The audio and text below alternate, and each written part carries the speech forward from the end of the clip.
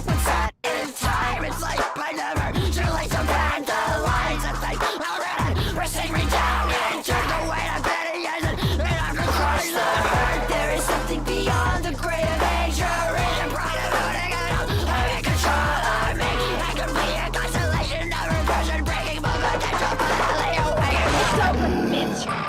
Please, leave me be.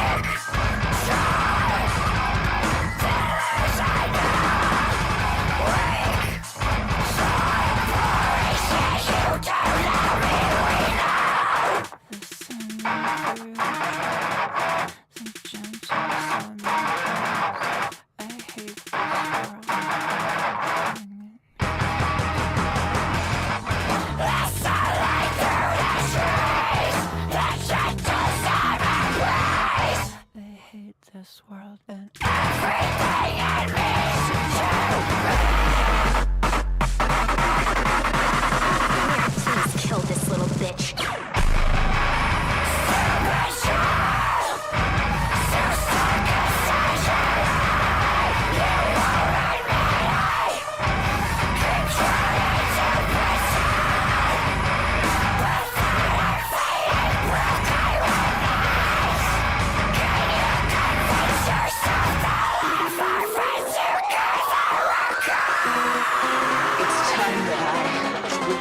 To your other world.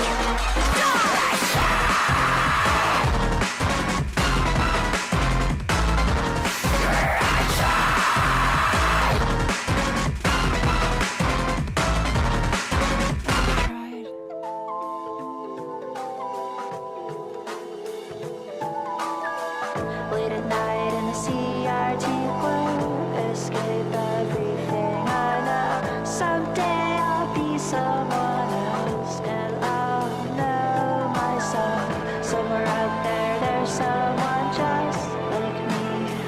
The sound of birds so familiar and bleak. The sunrise and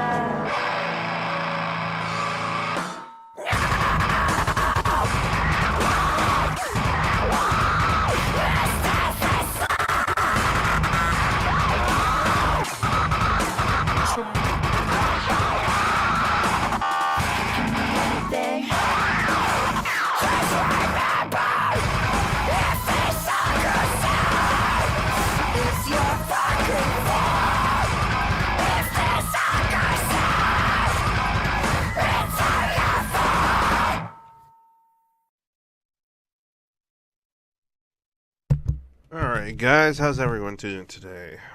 How are we? How everyone doing? Hello everyone.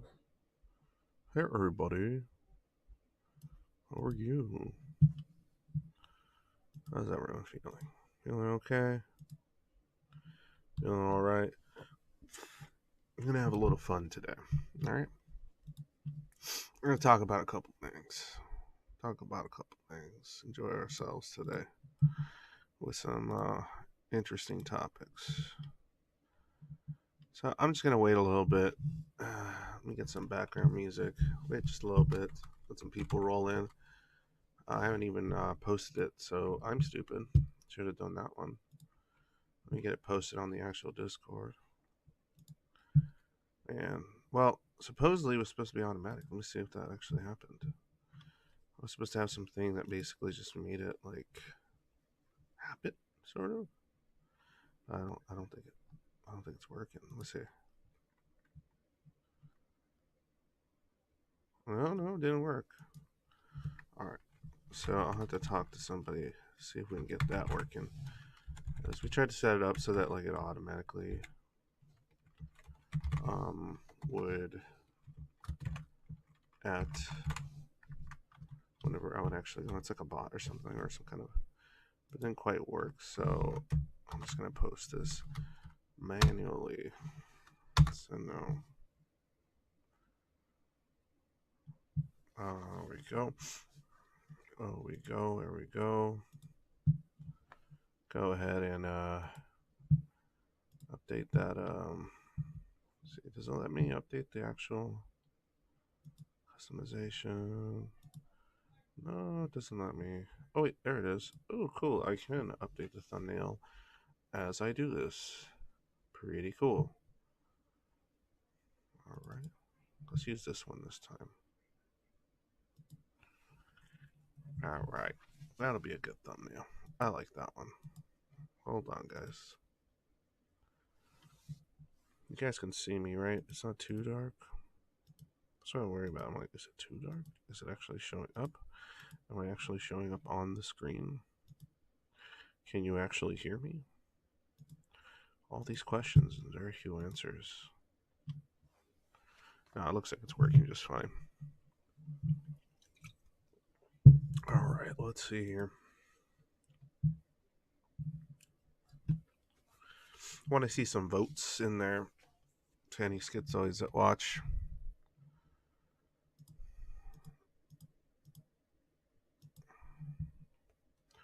I want to know what you guys think of that poll real quick. And I'll get started on my own talking and rambling on some subjects that have been kind of stuck in my head for a bit now. That hopefully will be interesting to you. Maybe not, maybe yes. I don't know. You can't know until we get to it, right? Alright, let's go with some, play some chill ass black metal in the background. Or maybe some, let's try some different. Is there any like, is there any like,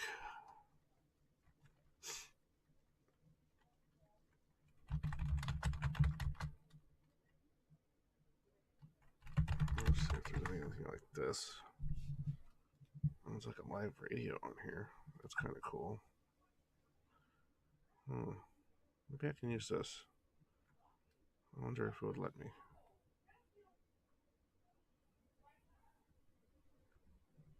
Maybe not. I don't know. Trying to find something cool that would actually work. Won't get me in too much trouble. It's just so hard to know. It really is so hard to know what's gonna like take down your stream and what isn't. I don't make any money doing these streams for a lot of reasons, so I'm like kind of feeling like in a doom metal sort of vibe, but I don't know if let me see. See if I can find anything that I could play for a while. And it won't get me in trouble. Now, what do we got here? All this short shit. Ugh, some of these don't look good at all.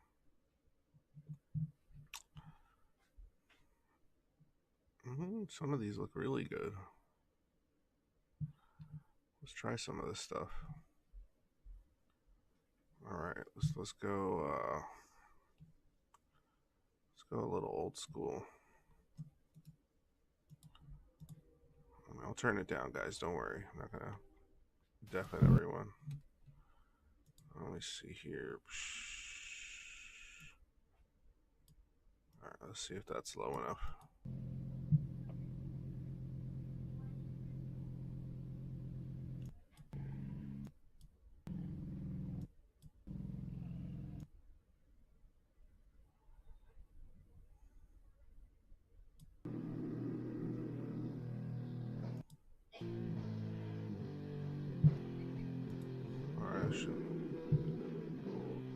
That shouldn't be too loud. Is that alright? I feel like I'm in a kind of doom metal sort of mood. Some 90s doom metal action. Okay. If it's too loud, be sure to tell me, guys. If like it's like louder than I am or something, or it's just not a good volume. sure to inform me in chat if possible.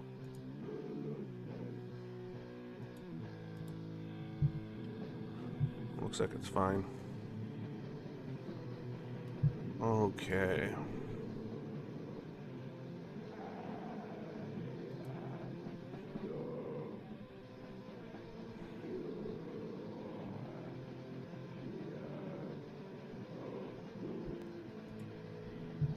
Okay. Oh, so we got a few people. I think we can get started pretty soon here. The votes are coming in. That's what I'm interested in. I'm kind of interested in seeing some of the votes before I get started, just to kind of think about that a little bit. Now, with the question, I'm saying, like, even if, like, say you went through a moment or a day or a time period in which you think you're actively going through some form of psychosis. Psychosis doesn't just mean like super strong positive symptoms, right? Like, it's not like you have to like see a bunch of shit or hear a bunch of shit, like have like all these kind of manifested hallucinations, right? Psychosis can be a lot of different things, which, you know, I'm not gonna sit here trying to find all that. There's the internet for that, but I've talked to a lot of schizoids that have had like times in their life where things were particularly bad, stress levels were really high, or there's just a lot of shit was going down. In which normally they don't have any kind of episodes that would be considered psychosis, but during a certain moment in their life, that wasn't the case, and it could last, you know, day, a week, a year. I don't know. Kind of depends on the conditions and all sorts of factors. Right. So I'm just curious if any schizoids out there, any diagnosed or self-diagnosed schizoids, like if you're pretty sure about it and you've been kind of reading into it for a while, you just haven't gotten a proper diagnosis. If you had an episode of that, even just once, what would be considered psychosis?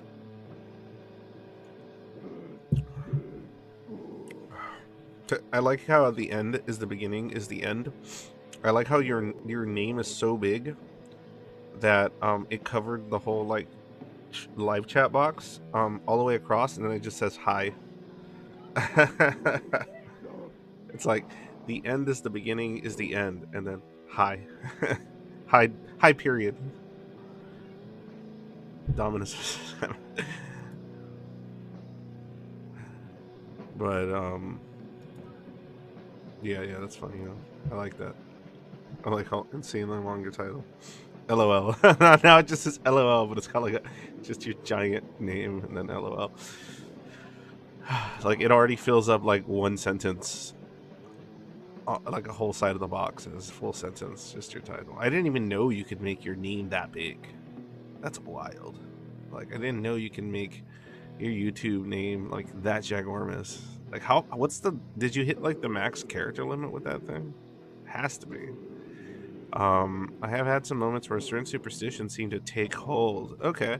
Yeah, I mean, there's like a situation in which a certain, like, maybe a paranoia sinks in, or a certain time in which you think you were having some issues with like some kind of delusions or hallucinations, maybe not strong hallucinations or anything, but just like, you know, feeling like, you know, things were out of order. Your thinking felt like it didn't make sense. You felt like essentially like you were just believing things that you normally wouldn't believe, but you were just believing them incredibly strongly for a certain period of time, to the point where it just became debilitating. But in most other cases, it's not the case. Like, there might have been some time in your life in which that occurred, or maybe it happened more than once. But you wouldn't consider yourself to be like somebody suffering from like consistent levels of psychosis, and thus like you know, would consider yourself more schizophrenic than anything else. Like, that's what I'm curious. So those that don't consider themselves, or aren't diagnosed schizophrenic, or don't consider themselves schizophrenic, or are diagnosed schizoid, or believe themselves to be schizoid, but you had a moment or two in which this shit has happened to you. That's what I'm interested in. I'm just autistic, says the end is the beginning. What does that mean? Just autistic? That's Autistic people are cool. Oh, you're just saying as in like that's your only thing. Oh, okay. I think that's what you mean. I don't think you're meaning. I don't think it's any kind of self-deprecation thing. At least I'm guessing.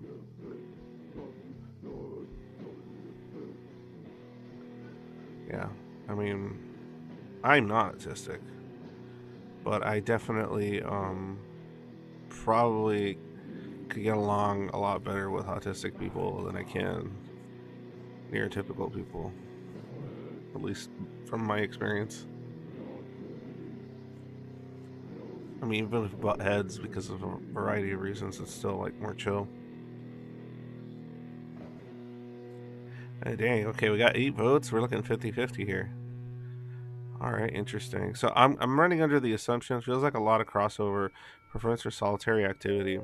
I mean, yeah, there are some, like, if you were to watch just from the exterior, if you were just to kind of watch the solitary behavior of someone that's autistic or someone that's, schizoid or whatever, like, you probably wouldn't see too much of a difference as far as, like, you know, doing solitary activities like reading and playing certain video games or doing certain types of, I don't know, whatever interests like or hobbies, and then just being kind of very focused on them and not really going out and socializing very much. Like if you, I mean, some of the stuff does overlap.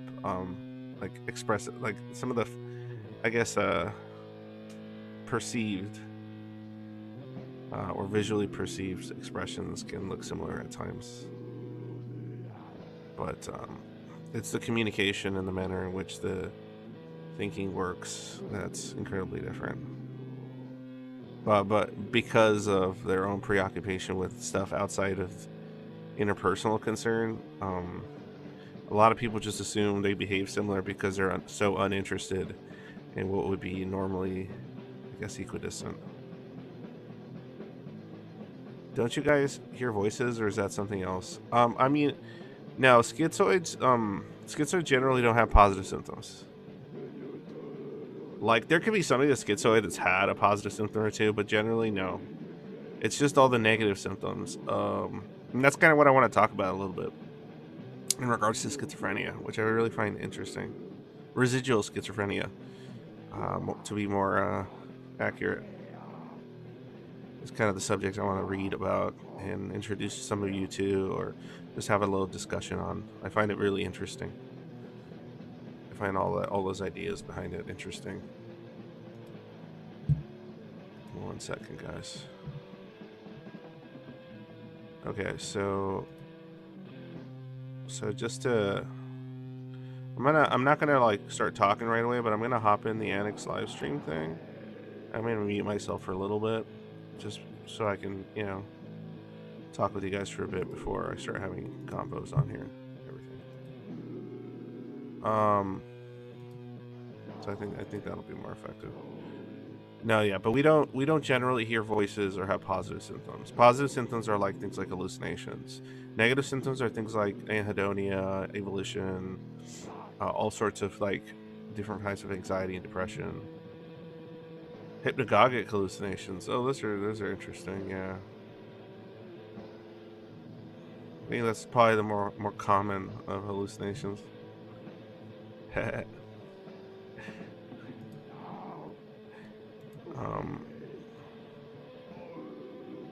Was just watching Gaming University stream. I don't know what that is, but cool. All right, so this is kind of what. So the music's fine, right? It's not too loud and stuff. I mean, I'm not asking if you like it, but because I don't give a fuck. I'm just gonna play with. Lets me chill out and talk. So residual schizophrenia. So I'm gonna go through this article a little bit.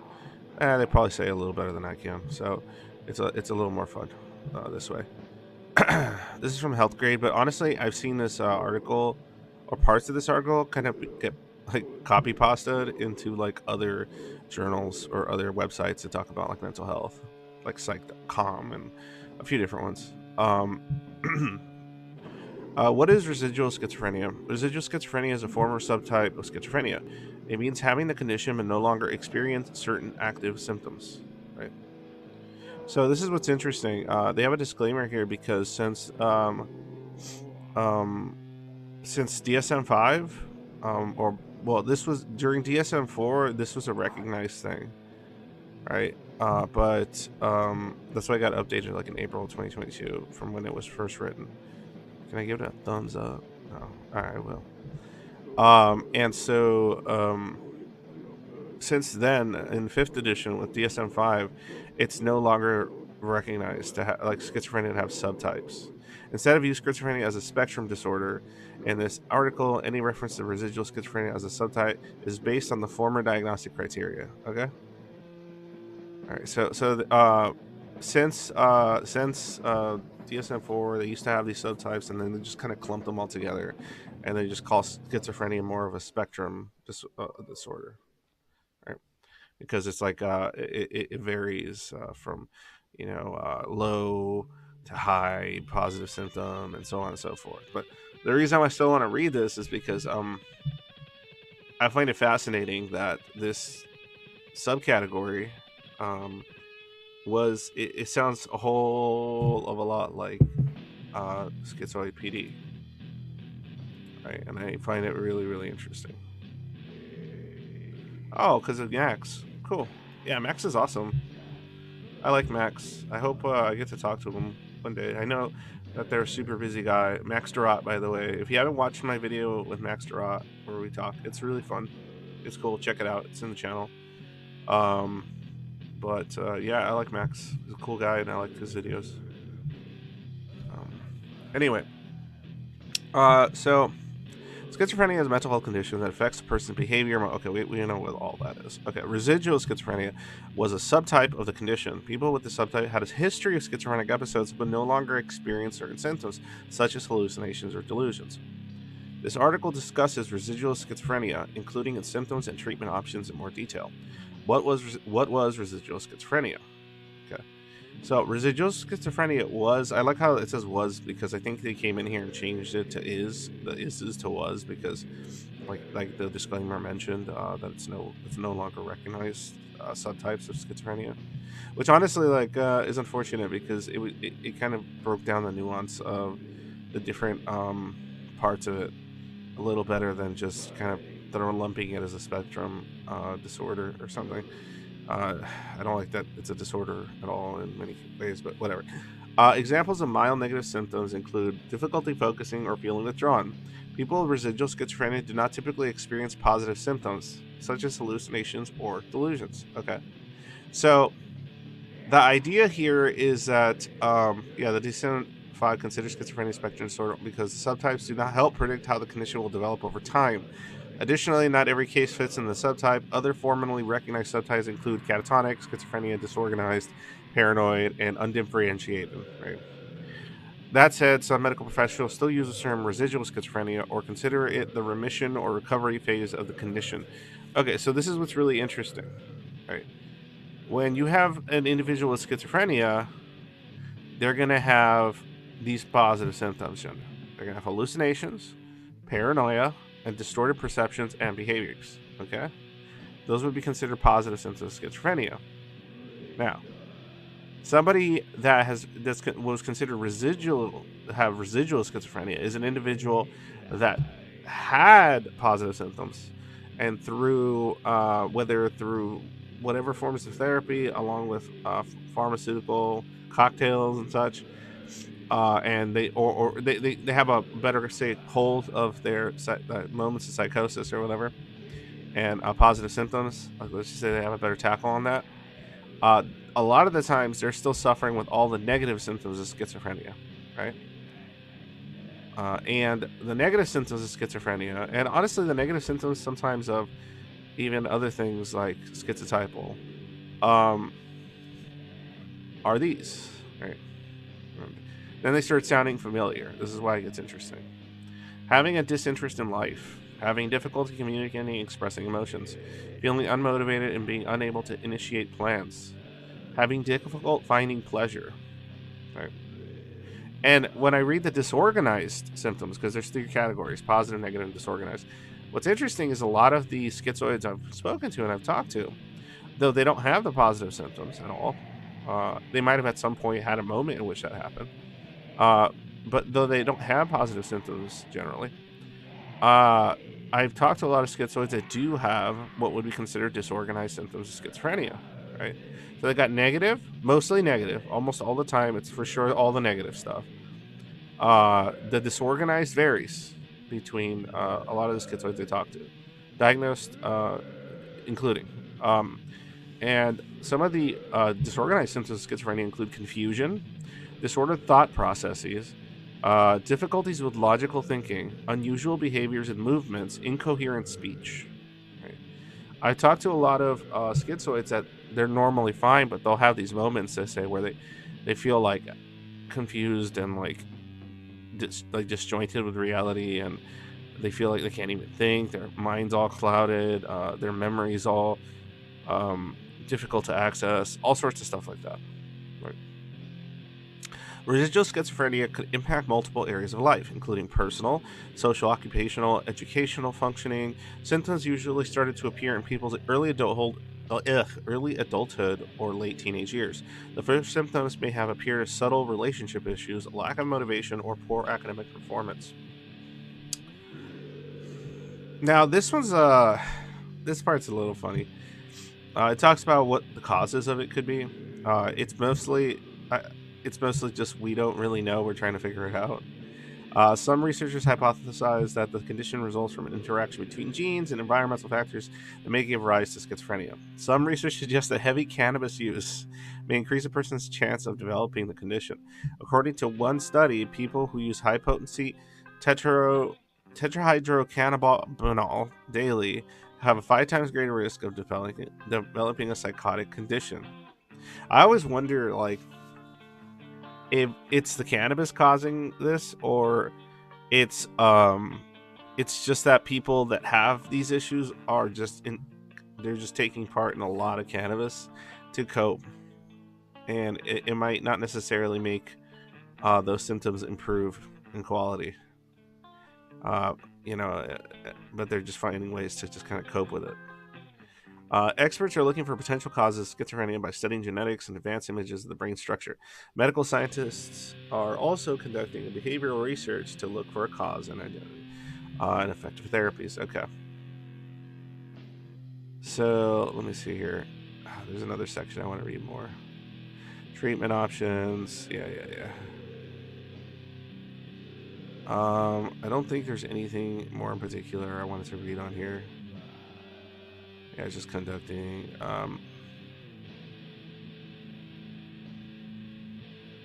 Treatments repetitive. No. There's nothing here. Get exercise, touch grass, get plenty of sleep, exercise regularly. Residual schizophrenia was a subtype of schizophrenia in which a person no longer experienced positive symptoms. The APA now considers this an outdated concept, but some medical professionals may still use the term. In some cases, residual schizophrenia also refers to a recovery plan of schizophrenia in which a person only has experienced mild symptoms. Mild negative symptoms of residual schizophrenia include a lack of motivation. Okay, so they're just repeating themselves at this point. So I find it really interesting, right? Is how are you sure you're pronouncing Max's Durat? Max Durat, or is it Drat? I don't think. I'm pretty sure it's Max Durat. Yeah, I think it's Durat. Maybe I'm wrong. I don't know. I have no clue. Um, but the idea that I'm trying to discuss here is that I just find it really interesting because I read multiple articles on the subject in different places talking about residual schizophrenia. I was looking at the DSM-4. Cannabis helped me to remove emotional bottlenecks about things I should do. Cool. Um, but it's just I find it interesting that oftentimes when a person that is suffering with schizophrenia or other sort of schizo spectrum conditions, if they do have positive symptoms, or they get the moments of psychosis, back under control and everything, oftentimes they're still stuck with all the negative symptoms. Like, all that shit doesn't make them feel any better about life. Right? A lot of the times they're still feeling pretty shit about it. Not always. a lot of the times. And then there's also the schizophrenic people out there that don't feel shit about life. They're actually quite excitable and happy about life, even if they do deal with a significant amount of difficulties trying to adjust to a neurotypical environment. So I just find it interesting, right? That I know I was reading on. Well, let me see if it was in the other article. There was another section. There was another article I was reading on it. It mentioned. Hold on. Let's see if it's still on here. There was this one. I think it was this one that mentioned something different. Hold on. No, this is like the same thing. Is it? No, this is the same shit. This is what I mean. They kind of copy pasted this one on a few different places. It's probably by the same person or something. They just put it like on different websites and everything. There's one that mentions something different within the subtypes. I found interesting.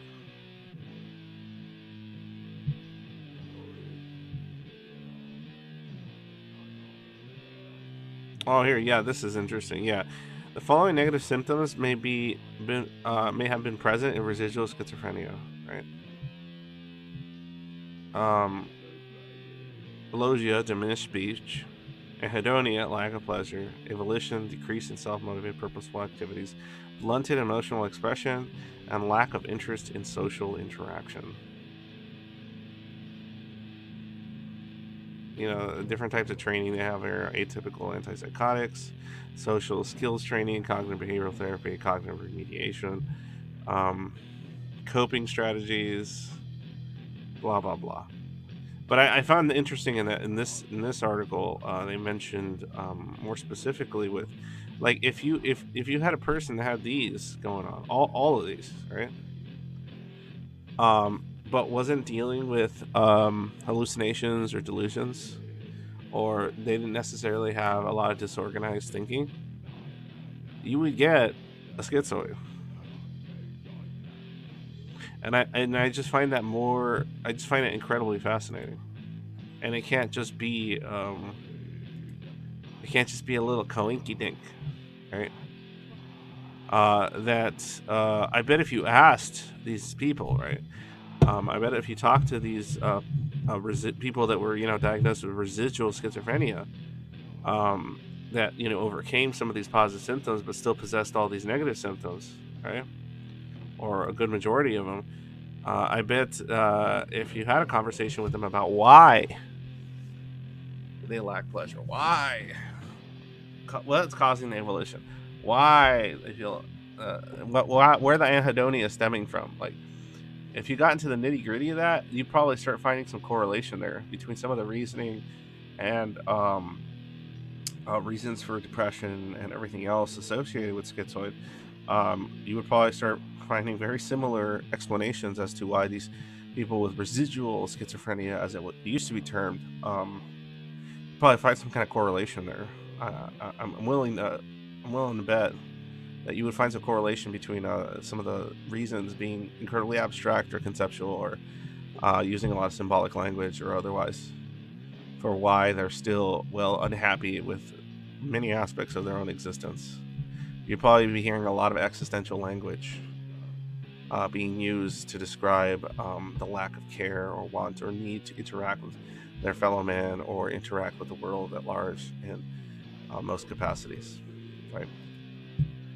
I'm going to go ahead and bank on that there would definitely be some correlation there.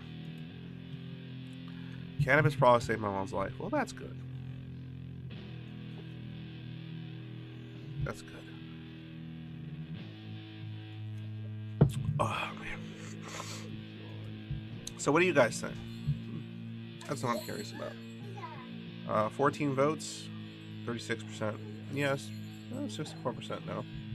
Yeah, it makes sense. I figure most schizoids haven't dealt with any kind of positive symptoms. But what makes me think about all this is that the possibility that we're a schizoid, and I've heard more than one story like this. If a schizoid person is put under enough duress or stress, or during moments of really really bad times for them, or where they're overwhelmed or engulfed by their environment, um, they can retreat into their minds oftentimes and like uh, become closer to, say, what used to be a subcategorized as a catatonic schizophrenia, or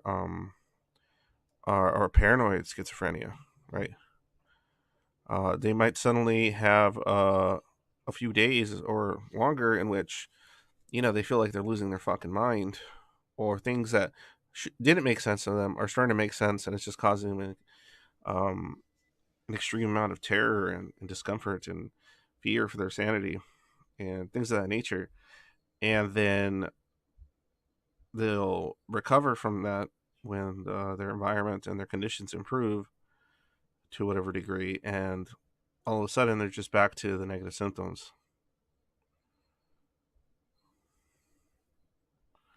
So they're back to the negative symptoms, and that week or so or longer, and that happened to me. That's what's so interesting, right? I don't suffer from positive symptoms. I don't suffer from things like hallucinations. I don't suffer from things like auditory or visual hallucinations, or olfactory hallucinations, or anything like that. Um, but I did have, more specifically, moments in my life in which I felt myself slipping, right? Um, but there was one week in particular that will always stay with me, in which I spent an entire week still functioning, going to work somehow, doing what I had to do. Just disassociating is what saved me. I think it was just disassociation saved me from just getting institutionalized or something during that week. But I was just incredibly, just delusionally paranoid of everything for like a week straight. Everything was terrifying me.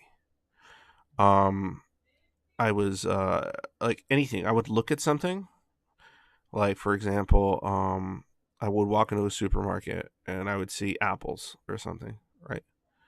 And then I would start like having all this like all these like just spiraling into these abstract thoughts about like apples and fruit and man and uh, the sins of man and all this wacky shit, like all this kind of loose association, right, would start happening. Which normally I just kind of zone out and think about it and just be like, I'm cool, right? But it was just going out of control and going to super negative, super scary, super anxiety triggering directions, right? It's just like existential, just dread consumed me at every turn, no matter what I looked at or what I tried, and even things I normally was fine with, I couldn't even enjoy. I'm a horror fiend. I've been watching horror films my whole life and reading horror manga and novels and all that kind of shit. I'm a fucking metalhead, horror aficionado, all that kind of stuff, right? No problem with horror. Never had any issues with horror. Never had any kind of problems like that. And what made it so crazy is that during that week, oh shit, that's loud. Hold on, sorry. Let's see if that's too loud. Nah, it seems alright. During that week, dude, I couldn't. There was nothing. Everything was just terror, right? Like I couldn't watch scary movies anymore. I couldn't watch like a guy who had been watching horror movies for like most of his life and loving horror content, because it just never scared me really. Like some of it was scary, yeah, for sure, but most of the time it wasn't. It was just aesthetically interesting and fascinating to me, and I never found it scary, right? But I remember it was back when American Horror Story first came out, or not that long after American Horror Story came out. So it was a few years ago when this happened. And I remember I was sitting there and we were watching, like, I was interested in the show because, I liked anything like that. And I couldn't watch it. Like, the intro, the imagery, everything was just terrifying me. And, like, everything was just, because everything was loose associating into, like, all this weird existential dread about everything, everywhere. And that lasted for, like, a whole week. Or longer. It was insane. Like I didn't know where it came from, but What's funny is that because I was so disassociated from a lot of my feelings, there was a lot of stuff going on in my life at that point that was really stressful, right? I was going to college. I was going to like community college. Plus, I was working a full-time job. Plus, I just had a baby. Right, that was my first kid, who's now, uh, you know, 11. Right, but all that shit that would normally stress out anybody, right, was piled on me. Plus, all of my mental health fucking issues and all the schizoid and feelings of alienation and all the other shit I was trying to like work around and deal with at the same time, right? So you had all this shit piled up, and my brain just went haywire for at least a good week. But emotionally, I was confused because I'm like, I was kind of disassociated from all the stress, I guess, and then but my brain could feel it, and it just went into full blown just paranoid existential horror mode. And then after like a week or so, it just started dying down, and then eventually it chilled out, especially in combination with the use of which I still take, but I started taking Prozac, right, for the anxiety. So that helped a little bit, right? Because I always dealt with anxiety and panic. I had a panic disorder back then too, right? So there were specific things that would trigger panic attacks, but just that week, man, that week everything was panic attack. Everything, dude. It didn't even. It's stuff that didn't make any fucking sense at all. Like I can't even conceive of how it made sense to me back then when I was having that week. Like I'm not kidding, man. Like I'd be at work and I was a baker at the time, and I would like start baking the bread, and I would look at the oven and I would look at the bread baking in the oven, and I'm like zone out into it, and then just start like thinking about bread or something and the particles of bread, and then I would just start like freaking myself out, and I would get really paranoid, and it just made no sense. Oh no, you don't have to worry about my music, bro. Thanks, I appreciate it, but music doesn't have any kind of effect on me, except for during that week. Maybe during that week it would have had some kind of effect. No doubt about it. But in general, no. I'm not sure what kind of music you're referring to. I know there's some kind of music that definitely would stress me out, but it isn't black or doom metal or a lot of the other crazy shit I like. That stuff's just relaxing and chill. Hold on one second, guys.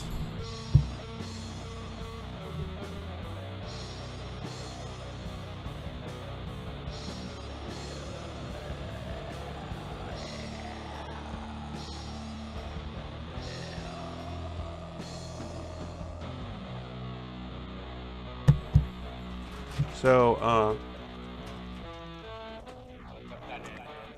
yeah, anyway. So, I just wanted to share that. I've experienced psychosis during severe states of stress. It was weird. So, beyond the scope of what I figured out I could experience, that I'm certain I can never be the same. Yeah, man. I've talked to a few schizoids that have kind of gone through that, where they're like, yeah, that was a weird week. I don't understand what the fuck happened. Music with subliminals? I'm not worried about subliminals. I think, if anything, you have to be. If anything, the music with subliminals is probably none of the music I listen to.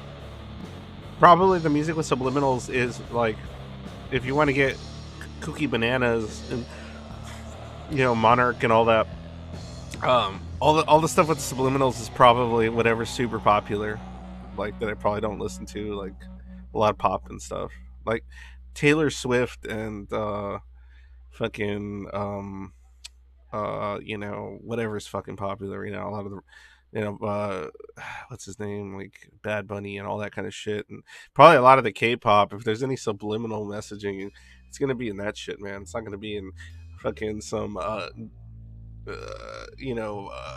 black metal band that has like a few 100,000 followers at most. Like, it's gonna be in the music that has millions and millions of people listening. So at least that's my guess. If I were to guess what actually would have any kind of actually effective, and I know industrial's fine. I've been listening to industrial my whole life. I love industrial. Um, I grew up on industrial and all kinds of shit. It's just funny, like one thing about schizoids that I find amusing is that people will probably make the assumption that because we have the anhedonia and the depression and a bunch of other shit that like our taste in music or interests are all gonna be spooky dooky, depressed, angry shit, and it's like, nah, not really. Like, there's a lot that definitely like that shit. I would say there's probably a higher percentage of people that are schizoid that like, you know, dark and hard and, you know, kind of depressing themes and shit. Probably because they relate to it and they find it some kind of catharsis and seeing characters undergo similar experiences. But I talked to plenty of schizoids that like they love themselves. They're, you know, man, you know, upbeat country music or upbeat music or like dance music or like, you know, they have completely like really upbeat taste in hobbies and stuff and interests.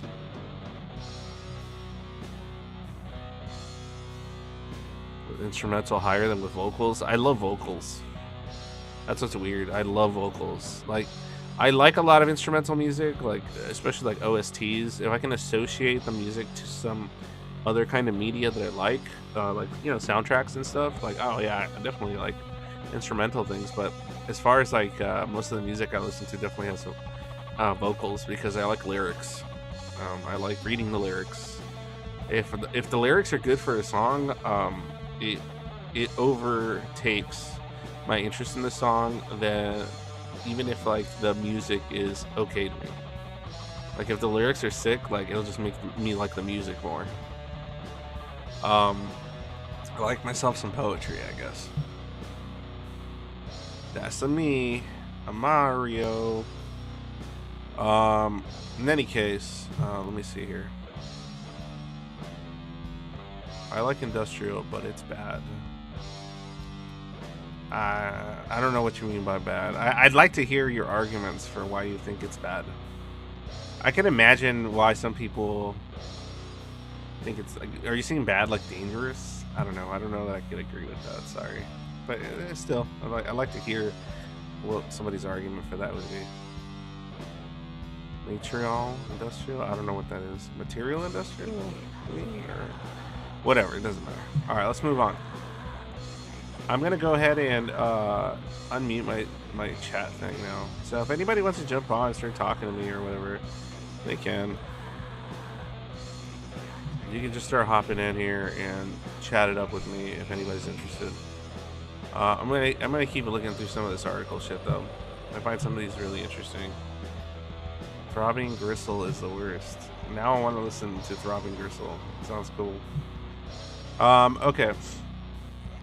So here's another article. It's a Healthline article back from 2019, but I still think it's fun to read because a lot of people get kind of confused when I start saying like abstract thinking, concrete thinking, equidistant. Like those are words and terms that I learned from a friend a while ago, and that really helped me, you know, take hold of the language I needed in order to explain a lot of the ideas that were stuck in my brain for many years. So that's good. Helped me figure out my own brain to certain degrees.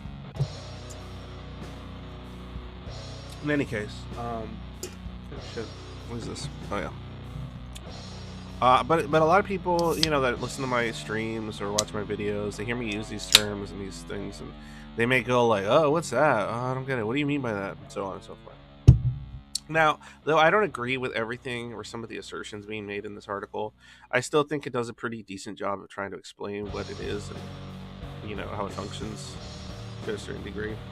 It's real layman friendly kind of stuff. So, okay.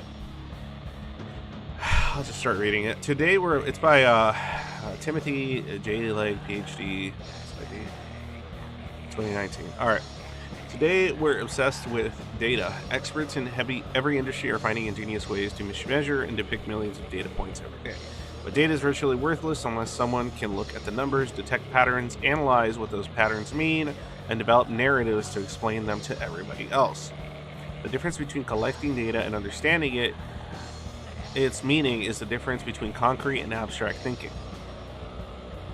Abstract thinking is the ability to understand concepts that are real, such as freedom or vulnerability, but which are not directly tied to concrete physical objects and experiences. Abstract thinking is the ability to absorb information from our senses and make connections to the wider world. A great example of abstract thinking at work is humor. Comedians are experts in abstract thinking. They observe the world around them, they detect incongruities, absurdities, and outrages, and they build jokes out of the unexpected connections. Right? That's probably why one of the types of comedy I enjoy is stand-up comedy, especially like when it gets really out there, in some sketch comedy, right? Because especially when the humor gets really absurd, because it's doing a lot of loose association connections and then just going wild and having fun with them, actively having fun with them. And some of those loose associations are fucking hilarious. How to use abstract thinking. Abstract thinking is considered a high-order reasoning skill. Use it when you create things, speak figuratively, solve problems, understand concepts, analyze situations, form theories, or put things in perspective. Right.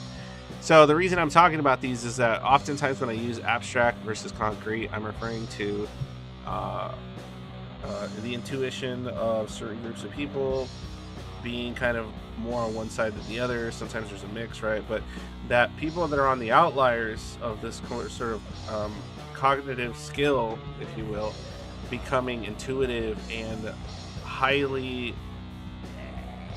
highly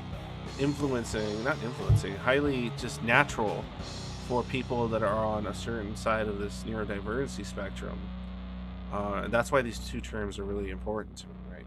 Oftentimes I refer to somebody that's like autistic. A lot of autistic people are more concretizing, right? They concretize information. They create systems and categorize, and they keep track of the minutia of whatever their interest may be, and to the T, right? And they collect a lot of data and things of that nature. But they don't necessarily, depending on the severity of the autism, they don't necessarily do really good. And it depends on the individual, obviously. I'm not saying it doesn't happen, but they usually don't, or have a harder time trying to pull the abstract meaning out of all the data they're collecting, right? Not that they can, they absolutely can, but it's that it's more of a skill they develop than something totally intuitive to pull abstract meaning out of all the concrete thinking, right? The concrete thinking is often what is intuitive, what is more natural and smoother and easy for a lot of autistic people. What's comfortable, where their emotions are oftentimes tied to, right? What can cause some of the emotional meltdowns or other issues associated with autism is in conjunction oftentimes with concerns or ideas or feelings associated to some kind of concrete thing that is either not running as smoothly as it should, or the information being communicated is incorrect, or the data becomes jumbled, is what causes a lot of distress and discomfort for a ton of autistic people, right?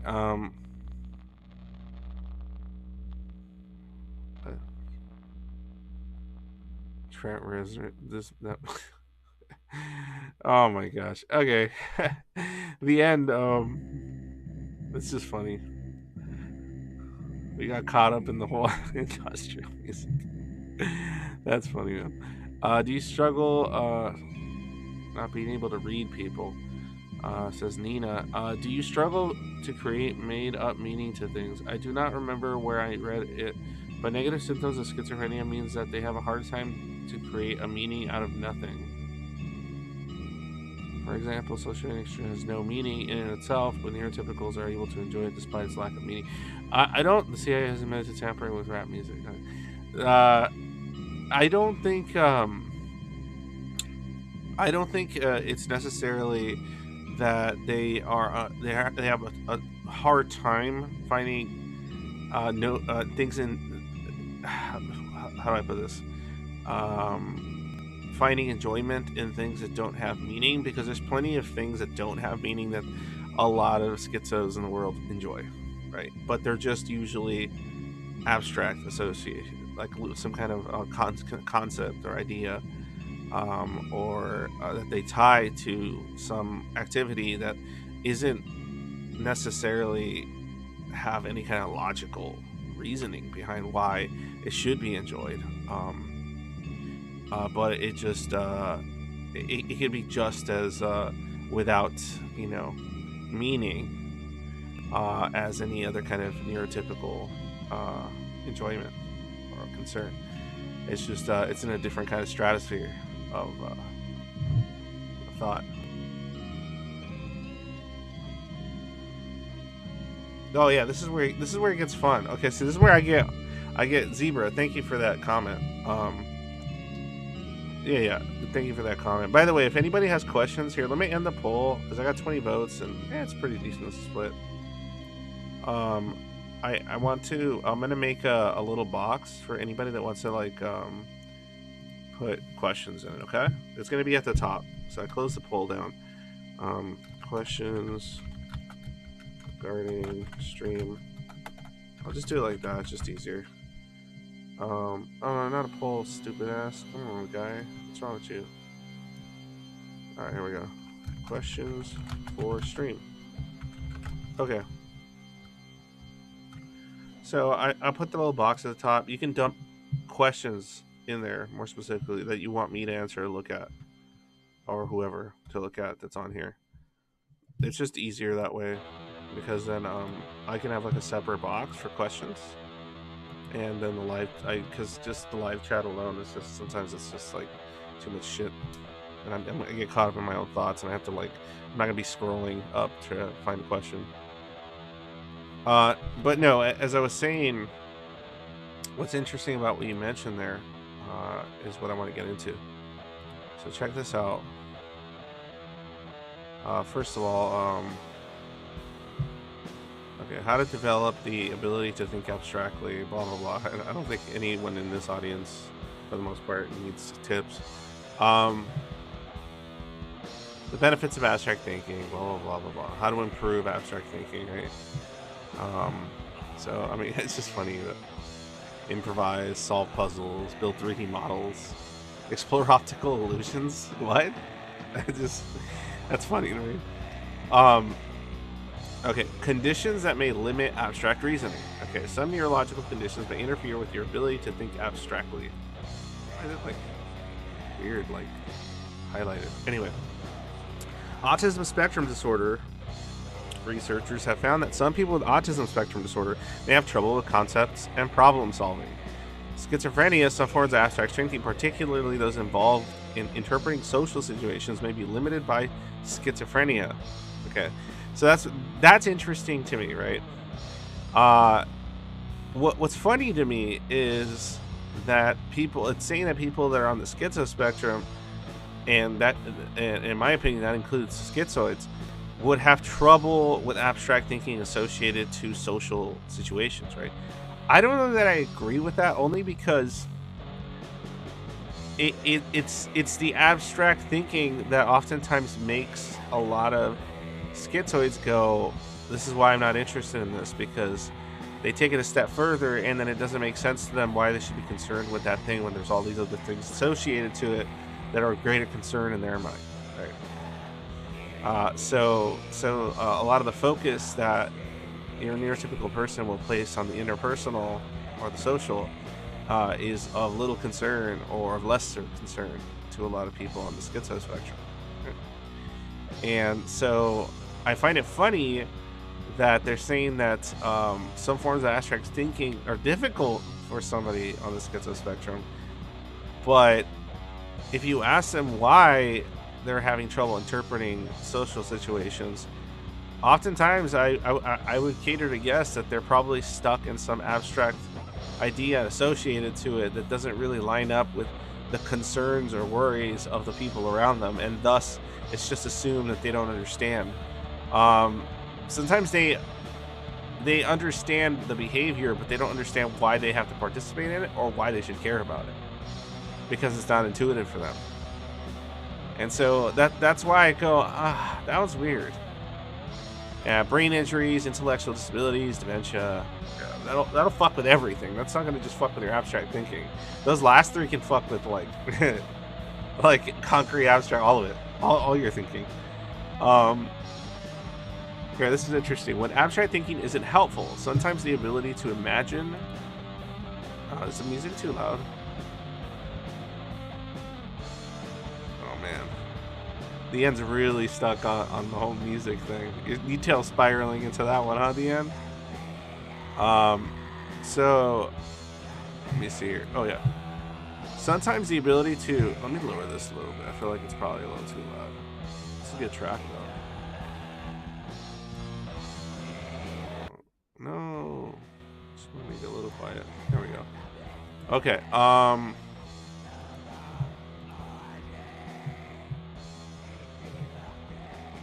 don't know. Ask whatever you want. I ain't gotta tell you what to ask.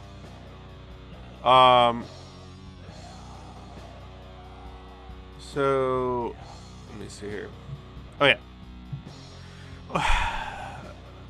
Take the cognitive distortion known as catastrophizing. For example, if you habitually imagine worst case scenarios, you may increase your anxiety level or worsen your depression symptoms. Overgeneralization is another example. If you experience a setback as proof that you are a failure, your ability to generalize is reaching an inaccurate and counterproductive conclusion. Research has shown that this kind of abstraction is common with anxiety and depression. If you have one of these conditions, you may find that abstract thinking is occasionally problematic. Anxiety, depression, obsessive compulsive disorder, post traumatic stress disorder.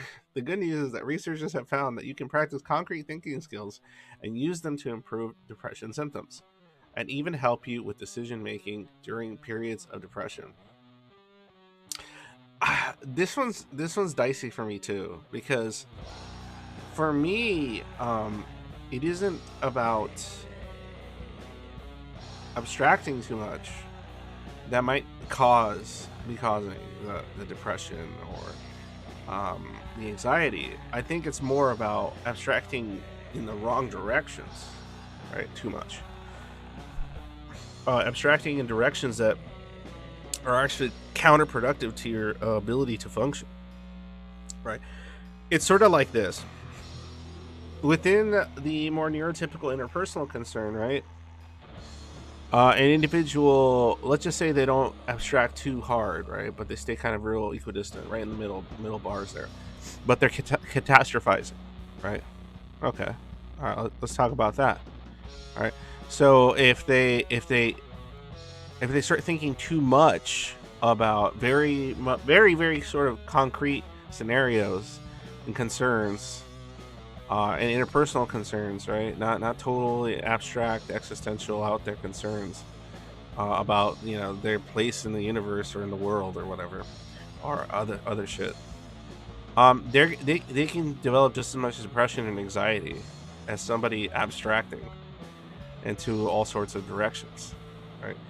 I don't think that abstracting is the problem. I think abstracting and not being able to kind of rein it in or control it and focus it the way you want to, right?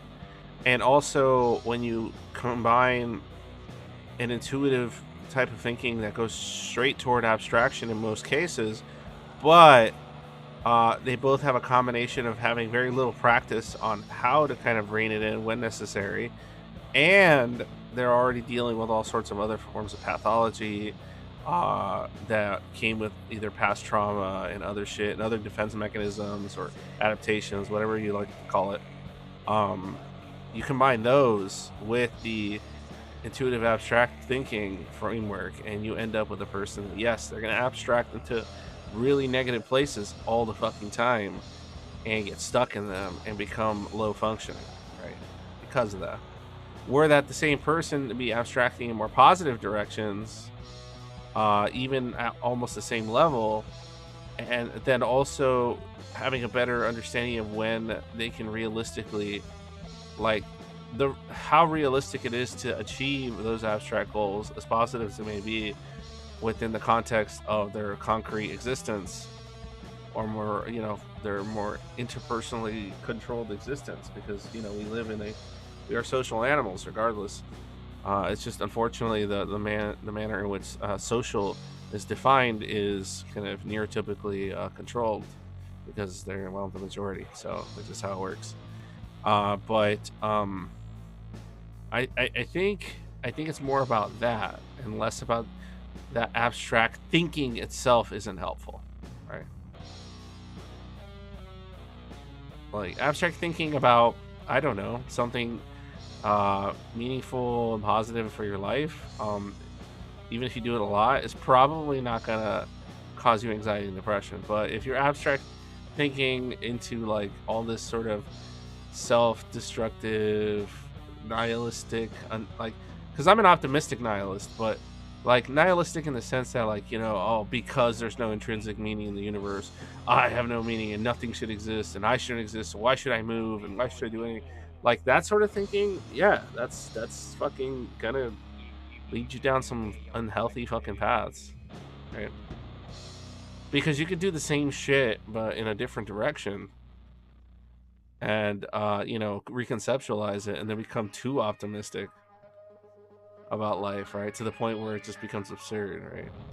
It's a happy medium you're looking for, even within the very abstract realms. I don't know. That's my thought on it.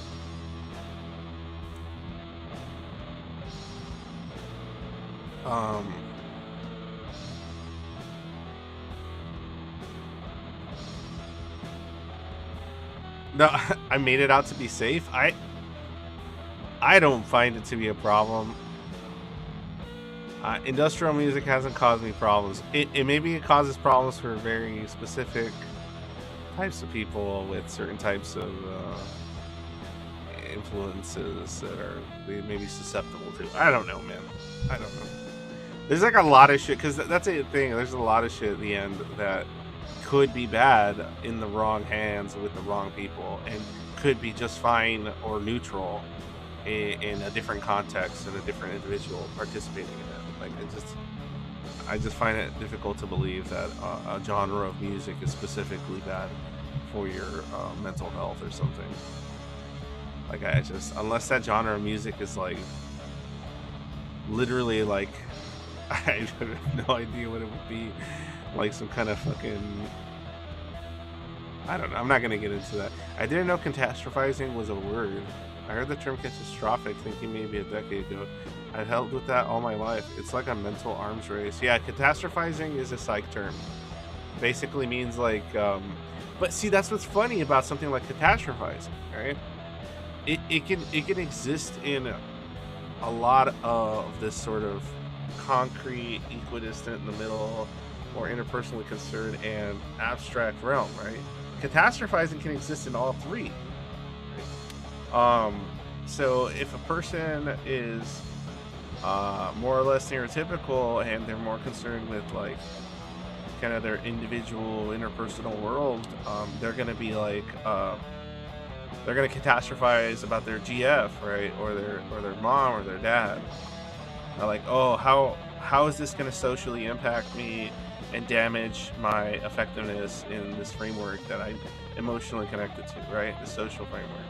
And so they can catastrophize just as deeply about like, oh, if I say this and then this person thinks this, then they're gonna make this decision possibly, and then this could fuck up my chances of doing this, and then my girlfriend will leave me, and and then I'll be alone, and then I'll be homeless, and then nobody will talk to me, and my family will turn their back on me, and they'll be gone, and I don't want them to be gone because I'm so, you know, wrapped up in like, you know, it's just like, okay, that's like catastrophizing within I guess a more equidistant plane, right? Catastrophizing in the abstract world would be more like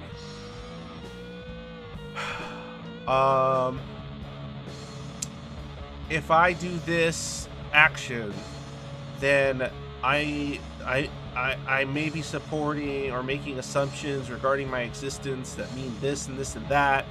And if I do that, then that means that I'm supporting this thing that I don't like, which, you know, is absurd about life. And so I shouldn't do anything because then that impacts my agency as a sentient being, and like so on and so forth. And what is identity? And what am I? And why even try to create you know, a sense of self within a world that is wrought with all sorts of like dilemmas that no one's taking care of because no one's concerned with any of these existential questions about like man, life, and environment, and whatever. Like, it's just like, and then you could just go and go and go and just fucking, you're just a fucking potato on your bed, right? You don't fucking move, right? But what's funny is that person A that was stuck in the interpersonal might just become just as much of a potato or a depressed fucking I'm not going out, I don't want to talk to anybody person, with different fears, different reasons for their catastrophic thinking that debilitates them, right? And I can't speak for autistic people because I haven't experienced any enough friendships with autistic people, like often enough, that, you know, like purely, I guess, would be purely autistic. I'm sure they have their own version of catastrophizing. I'm sure that's probably what causes a lot of the meltdowns, right? Might be a feeling of, oh, this thing didn't go as it was planned, and so now I have to readjust this and this and this, and there's so many things that have to be readjusted because otherwise it's now going to be inconsistent, and this system that I had in mind is now flawed, and I don't want flaws because flaws are cause me discomfort and are hard for me to manage, and so now I have to do this and that, and there's so much and then that's going to lead to this, and then I'm not going to be able to manage this, and this information is going to be lost, and then how am I going to, like, you know, like they might just get lost in like this is my guess, they might get lost in a detail spiral, right? And so then they'll fucking just like that's why a lot of autistic people, when they like shit scheduled, they like their stuff in a certain way, when it gets derailed, there's this kind of need to like, oh shit, like I gotta fucking systematize and adjust and adapt to the changing situation, and so now it requires me to do this and this and this and that. It's like, and because all these bad things are gonna happen if I don't or feel like they're gonna happen if I don't fucking readjust all this shit. That's how I'm guessing, I guess a certain level, I guess we'd consider like catastrophizing would feel for an autistic person. But all three, that's what's interesting, all three of these kind of cognitive frameworks that I'm talking about, outliers or the majority, they can all be doing this kind of catastrophizing. So I don't think it's associated, I don't think catastrophizing is just associated to abstract thinking. Because how abstract are we talking, right? Are we talking fucking cosmic? Are we talking planetary scale of shit? Or are we talking like your local town or village or your family? Wait. Hold on a second. 1 second, please.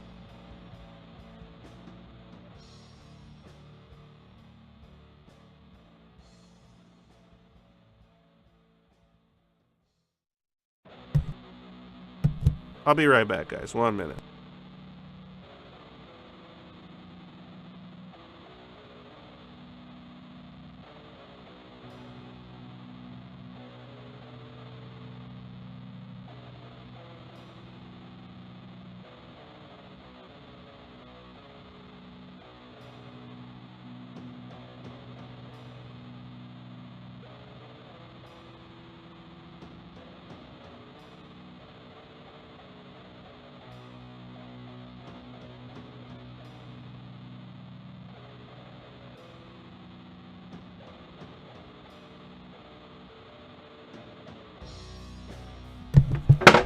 I've returned, guys.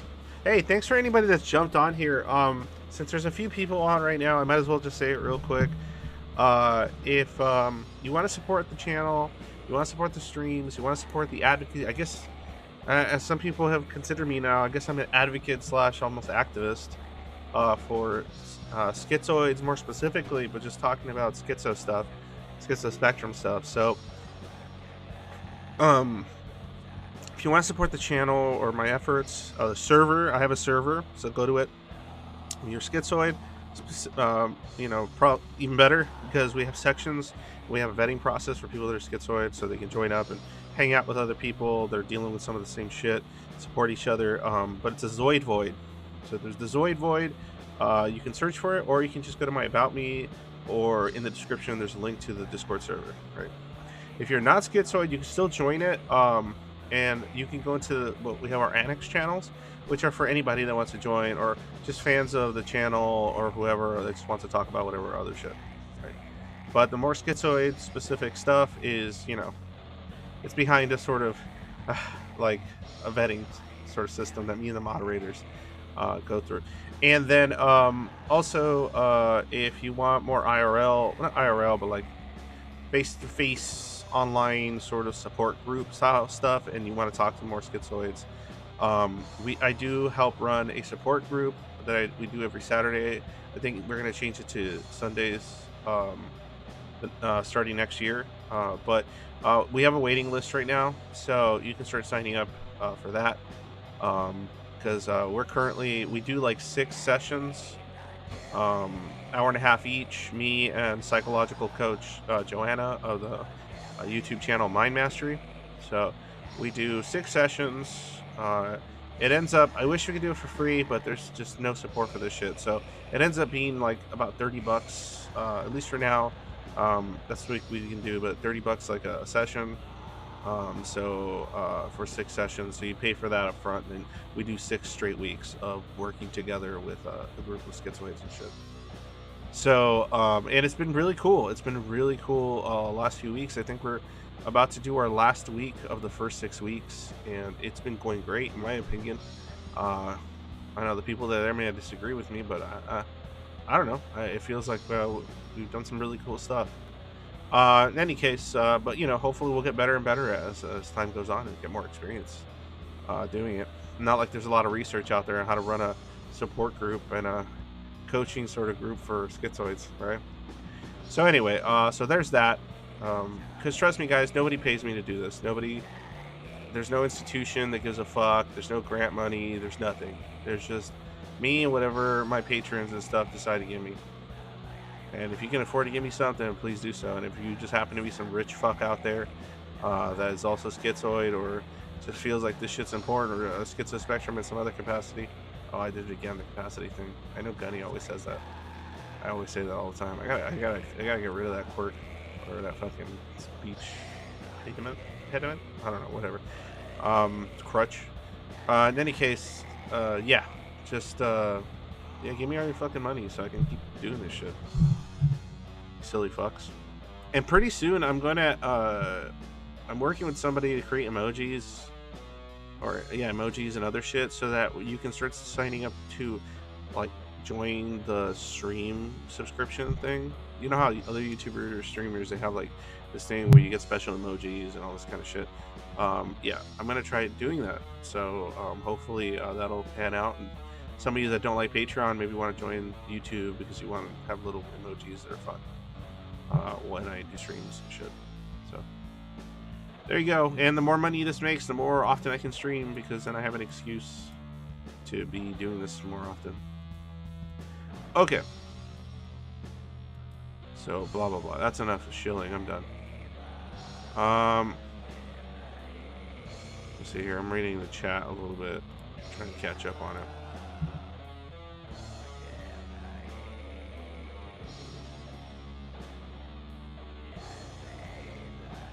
Okay, hold on. Let me switch it over to the questions section. Okay. The only question in here for the stream is by the end is the beginning of is the end. Great song, by the way, if you're referring to the Smashing Pumpkins song, or if you're just referring to like the phrase itself. What's your favorite movie? I don't really have a favorite movie. For sure, I don't have a favorite movie. I like a lot of movies. But I would say, if you give me a genre, I can be more specific. But I guess since horror is one of my favorites, I would say one of my favorite movies of all time, for a variety of reasons, is like in my top 5 movies I've ever watched, is Hereditary. I don't know if it's my favorite, but I love the movie Hereditary. I've talked about it before. So I really, really, really, really, really, really, really like that movie for all kinds of weird fucking reasons. But I'm also disturbed by that movie for all kinds of reasons. I think because that movie disturbs me on multiple layers, is why I find it fascinating. So I hope that helps as an answer or whatever. I don't know. Maybe it will. Maybe it won't. Let's play some more doom metal here. Oh, I got this one. We can do this one. This looks like it'd be fun. Little mystification from '94.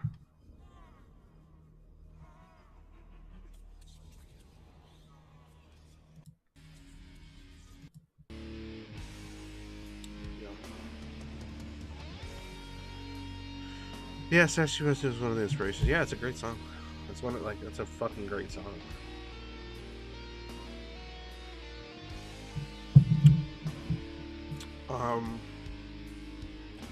So I was hoping somebody would jump on and talk with me, but I don't know. I mean, I guess I can just continue forward.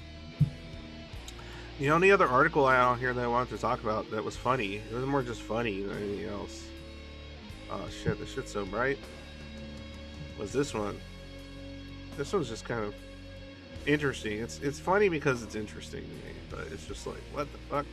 It's from like 1976, and I'm sure there might be like more up-to-date studies on this, but it has to do with testing the levels of DMT in the urine of found like in the urine of people with schizophrenia or other sorts of issues. Right? And what made it so interesting here? Let me get to the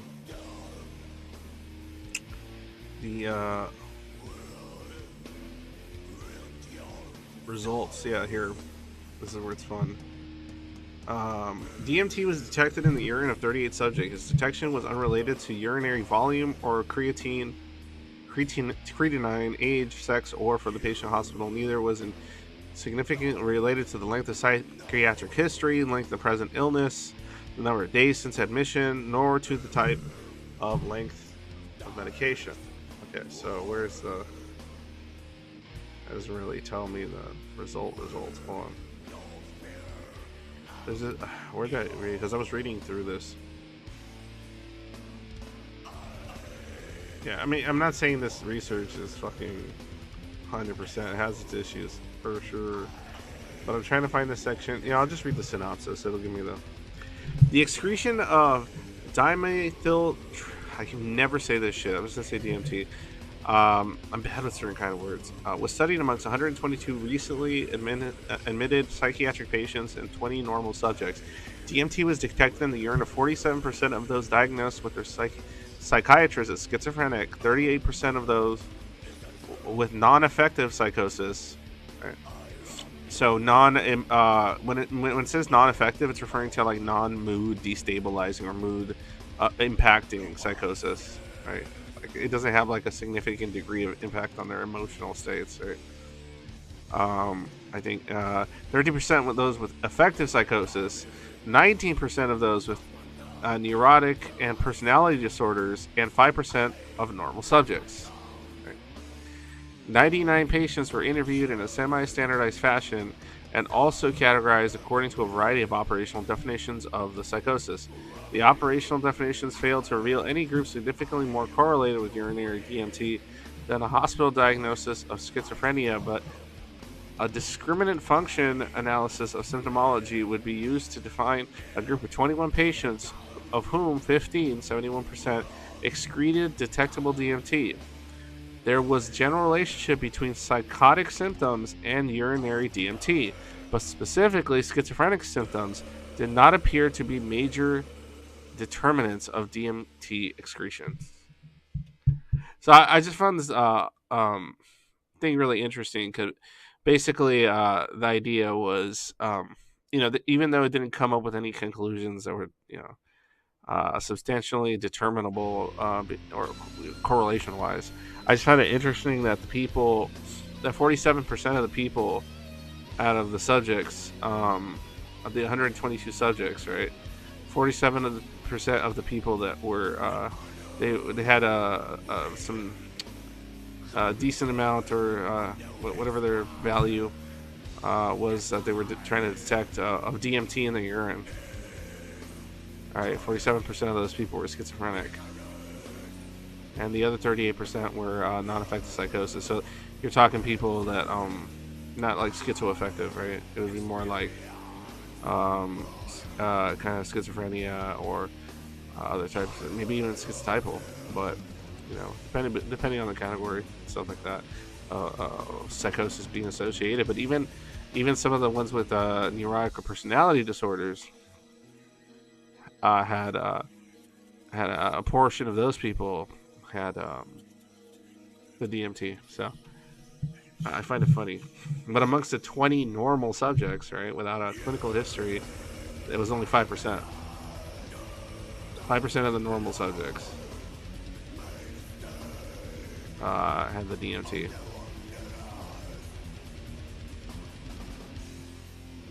Yeah, 5% of normal subjects. They had 20. So amongst 122, 20 of them were normal subjects, and only 5% of the total was had the DMT. So it's just fun. I thought it was a fun article. I thought it was just a fun article. Silly. It's fun to think about. That, like, you have a bunch of people, the schizos of the world actually have a bunch of DMT in their piss. I just found that really amusing. You want to trip out, just start drinking schizophrenia piss? I'm kidding. That's not how that works, but it's funny. Just like, hey man, thanks. And EO. Found the channel a couple of days ago. Found out about schiz definition. Have to say the death and the things discussed in the videos here kind of fits pretty good. Kind of dead on. Thanks for the info. Eye-opening stuff. Oh, well, you're welcome, Ola. I hope you're finding some use in all that shit. And if you are, yeah, oh, by the way, the question. Yeah, I do listen to Tool. And, yeah, of course I listen to Tool. So, Ola, if you're still there, I'm glad you found the channel, and I'm glad you're finding the talks and the information useful. If if you find it having a positive impact on your life or some of your thinking or whatever, if you can, think about supporting the channel in whatever way is more conducive to your personal interests. Or for sure, subscribe and like. Everyone subscribe, like this stupid channel that nobody cares about. So yeah, I'm just hoping somebody jumps on and talk. Oh wait, we did got Ziz. Hell yeah! Hey, what's up, Ziz? How you doing today? Hey guy, how's it going?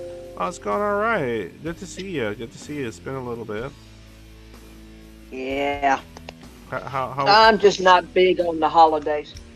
Oh, I don't think most of us are around here, at least. The only holidays I give a shit about are Halloween, because I just like spooky shit, and I like that I can wear a costume and walk around amongst the public and be scary and weird, and that's normal on Halloween. So, like, The only yeah. holiday thing I do is I do the Catholic thing on Christmas and Easter, and that's about it. Oh man. It's the kind of deal where I drop ship gifts and then try to pretend that December 25th doesn't happen. Oh, okay. Not a fan of the Christmas either, huh? Mm-hmm. I don't mind Christmas personally too much, just because I feel like the holiday itself caters to the idea of goodwill towards your fellow man, and so some people really ham it up during the month of December, but it mostly gets canceled out by the amount of people that are stressed out and depressed, and so lash out during that same month. So like, it doesn't really but I finished the transcranial magnetic stimulation. And that cut the depression back by about 50%, but it's still so bad I don't want to do shit, and I sure as hell don't want to be happy in front of people. Oh, well, hey, it's all right. You do you. But hey, but I'm glad to hear you're hurting less. So that's good. I like that. I'm happy about that. I'll take that as a win. Um, Yeah. you know, My whatever, man. my therapist and my shrink are happy because it's gone from being a dangerous depression to just being a major depression. How's Well, what? that? Hey, whatever, man. So it went from I never it thought went I never thought I'd believe having a major depression would be an improvement. yeah. Hey, man. I feel you. I feel you.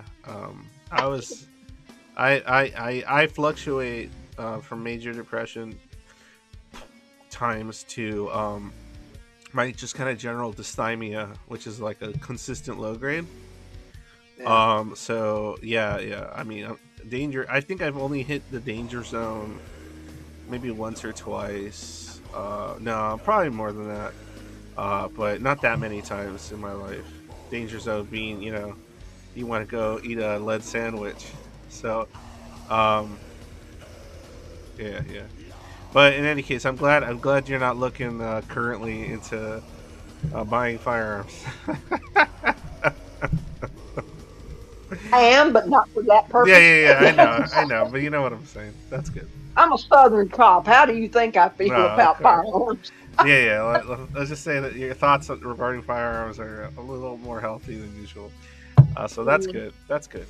Um, but anyway, did you have a chance to hear whatever bullshit I've been talking about this whole time or not? No, I just Just hopped in, said fuck it. I'm just gonna hop in. All right, whatever works. I don't mind. I was just talking about mostly a few different articles and stuff that I found interesting that I've been reading about some of the things that I find kind of overlap between people that are considered to have been like recovering or have something called residual schizophrenia and what schizoids are often dealing with. And it's just really funny because, well, not funny haha, but funny odd that when a lot of schizophrenic people get their psychosis stuff and their a lot of their positive symptoms kind of in check, they still end up, a lot of them still end up basically just turning into schizoids. Like, it's just like, it's like, oh, now that I'm not dealing with psychosis, I still have all these issues and thoughts about humanity and myself, that and alienation and everything else, that they end up like behaving like what would be considered a schizoid. Again, not always, of course, but it's just interesting to me. Yeah. I was reading somewhere that yes, schizophrenia has a genetic component, Yeah. Yeah. but it's like it's something that is triggered at some point, or it becomes more probable to come to fruition if there's trauma as a young person. I mean, So I yeah. think schizophrenia and schizoid, although they're nowhere near the same thing as far as diagnosis is concerned, Yeah. they've got a lot of overlapping. What's the word? Bases. Yeah. Well, that's what. Yeah, you're right. I mean, that's what I find interesting is if you remove, in many cases, if you remove a schizophrenic person's positive symptoms like hallucinations and delusions, you end up with a schizoid, and I find that really interesting. Yeah. And that I've spoken to many schizoids in the past, and I've had this situation in which um, I've had, or they've had a situation in which when they had enough stress and enough distress in their life, like say they were going through some traumatic shit or overwhelming shit too fast, too quick, they start kind of some of the symptoms of what would be considered schizophrenia or some kind of a positive symptom or psychosis starts like popping up for that period of time.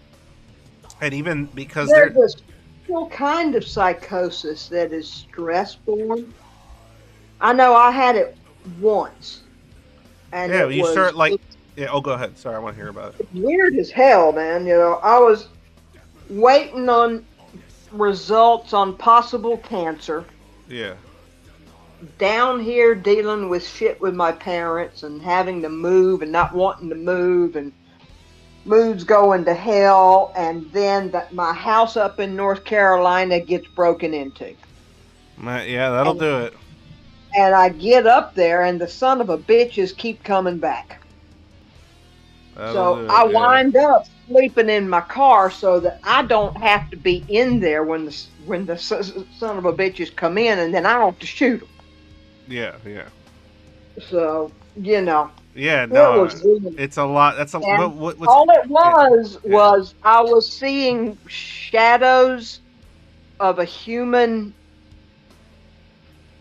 in and around the shed that they broke in and cleaned out. Yeah. But that's all it was. Did it heighten your paranoia? No, I'm not paranoid anyway. No, but I'm saying. Oh, you're not, or you are. No, I'm not. No, I'm saying, but during that time, with the shadows and stuff, did you feel more afraid or paranoid or anything? Like during that just small window, where you felt a little It's just out of order. it wasn't fear. Uh, I felt out of order because I was overstressed. yeah. The really only thing it made me mad is what it did. Yeah. The thought of those sons of bitches coming back there. See, I caught them in the house one time. Mm-hmm. And first thing that came out of my mouth was, "You greedy son of a bitch." I don't know why that came out first, but his jaw dropped and he went boo out the window. It's like, shit, you should have turned the other way, buddy, and I could have put a bullet in your head. But Fucking this. what? That's funny. Son of a yeah. bitch broke into the house that I didn't want to leave in the first place. Yeah, breaking into my fucking house that I don't want to leave. Now I gotta worry about people. You're like not going out to see people now. People are trying to break in. I mean, damn. Yeah. My car was in the friggin' driveway. So funny, man. No, I get you. So amusing. He looked like a drug head, so I ain't worried about it. But no, I just find it interesting that I wonder, this is what I wonder, is that if your cognitive structure is more concentrated on what seems to be very abstract concerns and principles and ideas, what are the chances, I wonder if there's just a higher chance of people with this sort of cognitive structure that don't have positive symptoms, if they're put under enough stress, they'll develop positive symptoms that are a schizophrenic type.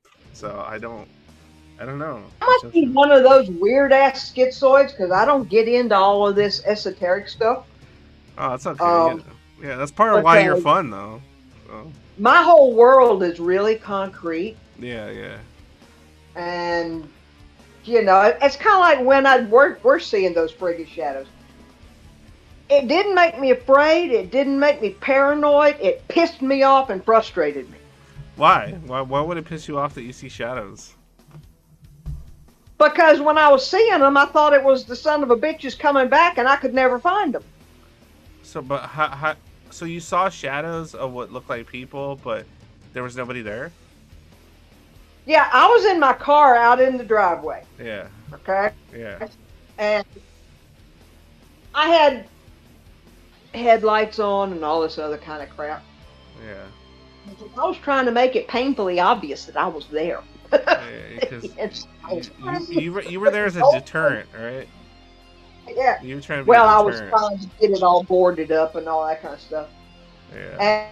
And I kept seeing these shadows that looked just like people. Uh-huh. Heading around towards the shed in the back where I had a bunch of my tools and shit. Yeah. And I'll be damned, I'd bail out of the car because I had my 357 on my hip and a flashlight in my pocket. you know, you know me. I made Fucking, made a living catching you're bad guys. you're based grandma. That's what I would call you, based You grandma. know what can I? Yeah. Yeah, But and based then I'd schizoid get grandma. up there, and it was like, where the fuck did they go?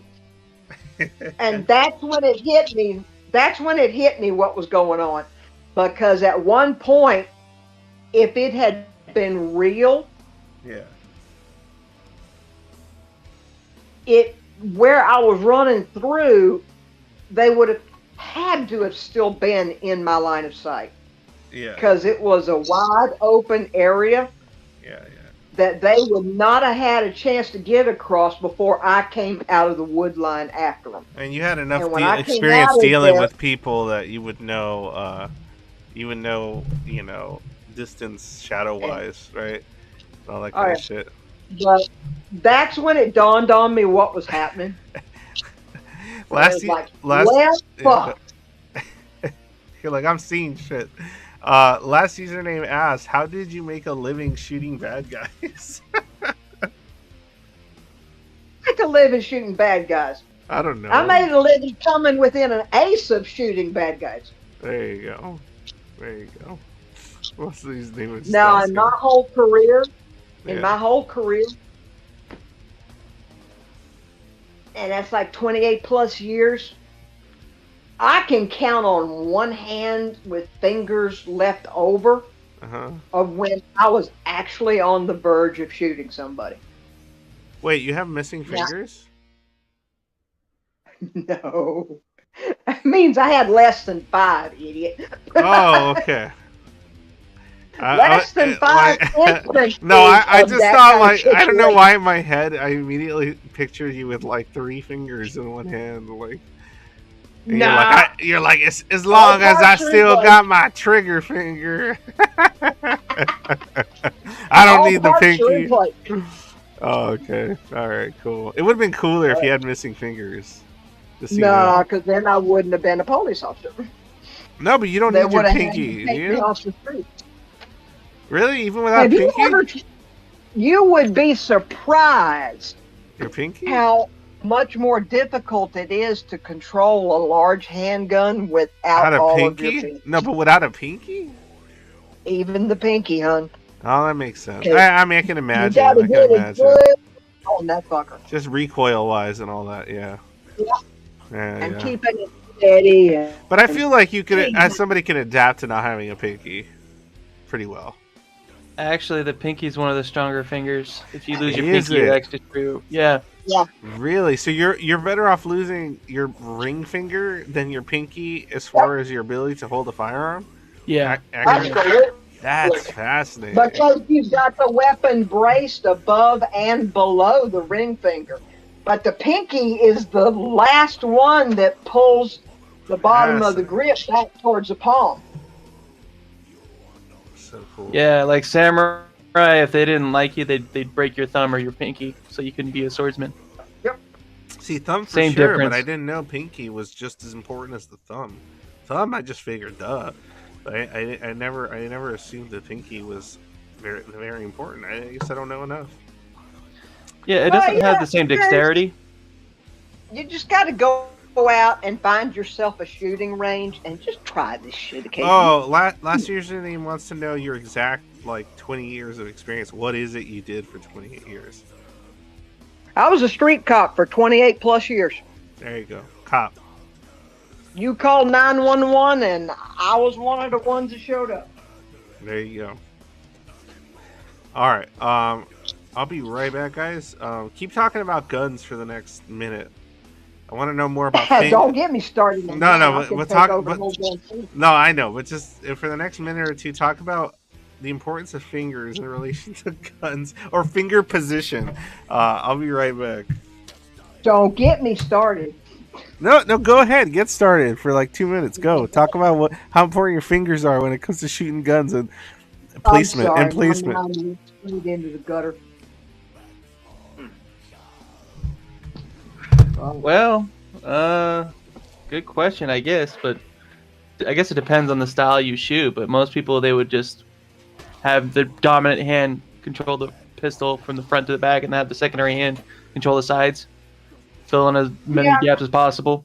And then I use a modified weaver. yeah, that's pretty popular nowadays. Yeah. Yeah. I'm pretty much have to because I'm right-handed, but left eye dominant. So I've met a couple people like that. It's awkward. it's a pain in the ass. But I could usually hit what I pointed at. We would score. Our scores on qualification would top out at 100, and I was usually 96 or up. But I only shot a perfect score once at work.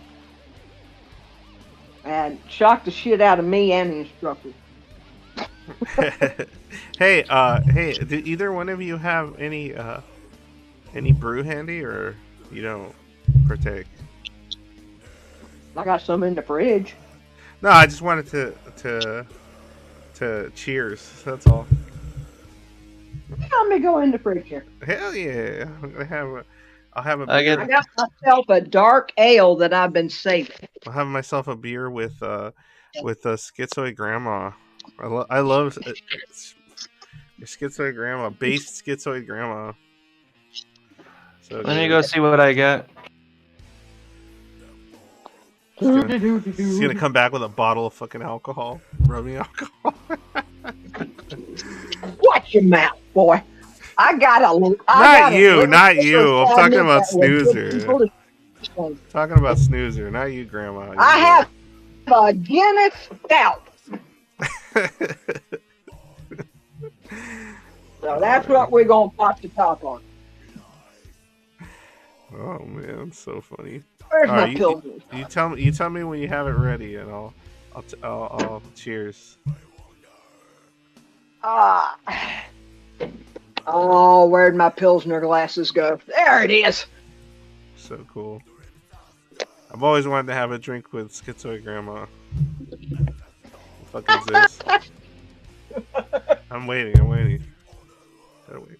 I'm walking back into the den. Hang on a minute. No, take your time. Everything's in hand, but I gotta. Oh, cheers, change Solar. it. Cheers, Solar. You're having yourself a Guinness? Cool, man. Cheers. Pop top again.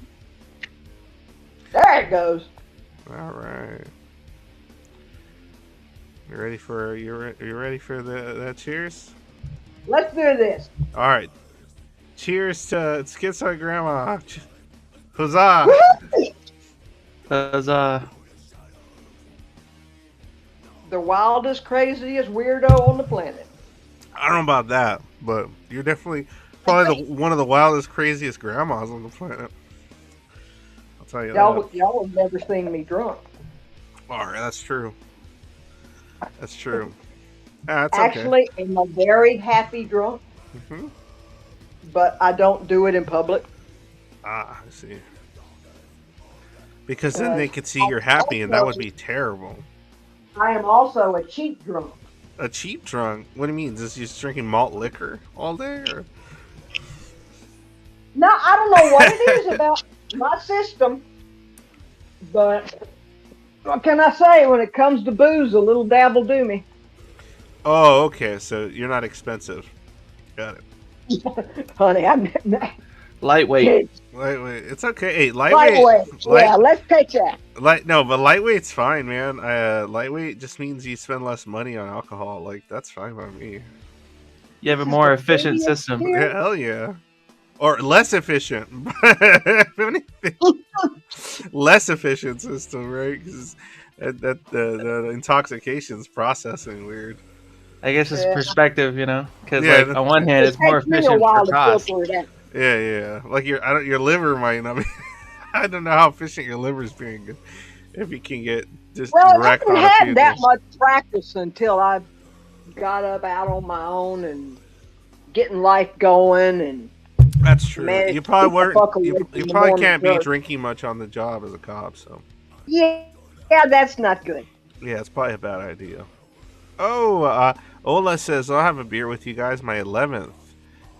Oh, geez, Ola. You must be Eastern European, or because you're drinking that 11 beer. Oh no, you're what's it? Is that think you're behind. Oh no, is that Norwegian? I don't know. I'm really bad with this stuff. Joined your Patreon. Oh, you joined my Patreon. Thanks, Ola. Where are you from? But thanks, Ola, for joining my Patreon. Appreciate that shit. Norway, yeah, Norwegian. I knew it was. I'm like not Eastern because then I read further and then I'm like, nah, that's Norway. That's Norway. Hold on a second here. Let me switch over to something here. 1 second, guys. Before I gotta switch over because I want to switch my camera over, but if I don't fucking do it right, it just does all this other dumb shit. Let me fix it. Ugh, stupid ass camera bullshit. That's why I try to do the complicated shit on the. I have to. Oh, hey, you're the one that decided to start this thing. Hey, you know what? Somebody had to, all right? Don't give me shit. Yeah, what the hell? God knows I wasn't going to do it. I wish you did, because you'd probably be really fun to watch. There we go. Okay, I should be able to. I should do it. No. Yeah, there we go. Nobody gets my face. Nobody gets my face or my real name. No, nobody? Nope. Oh well, damn. There you go. There go my chances of stalking you. I'm gonna be one of them shadows. I'm gonna steal shit from your house. I've got different names on different platforms. Hell yeah. That's the way you should do it. I get a little confused sometimes. No, but it's all good. That way you can ghost any of it whenever you want, right? Yep. Fucking is this classic. I don't know. The end. Love it, man. Like they're just now they're caught up in alcohol concerns. I know plenty of I have plenty of education on the subject. Don't worry. I just don't care. I know alcohol is bad for me. I just don't care. Alcohol is bad, okay? Alcohol is bad. Yeah. I'm usually a mixed drink person. But yeah, I struck out. I was trying to find rum and coke. I guess I drank it already from Thanksgiving. I don't. Somebody gave me this Guinness for my birthday. Oh hell yeah! Birthday Guinness. Is it good? And this is the last one. It is, but not if you like lager. Because it's got a different base flavor to it. Yeah. The only time I'll drink lager is if I'm out, getting a pizza something or somewhere. But it doesn't have enough character to it. But, the stouts do.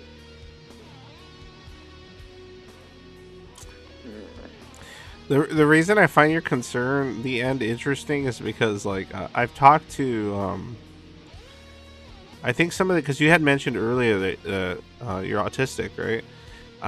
Me? No, not you. No. This one of the people in the chat. Me. The end is the beginning of the end. Is that I've had at least 4 or 5 people that are autistic tell me like, oh, you shouldn't do that for the following reasons, and then like they'll explain to me the details as to why like I shouldn't like participate in the imbibement of this. So funny. But I don't what's funny is that when an autistic person tells me about how like I shouldn't do it, I don't get annoyed with it.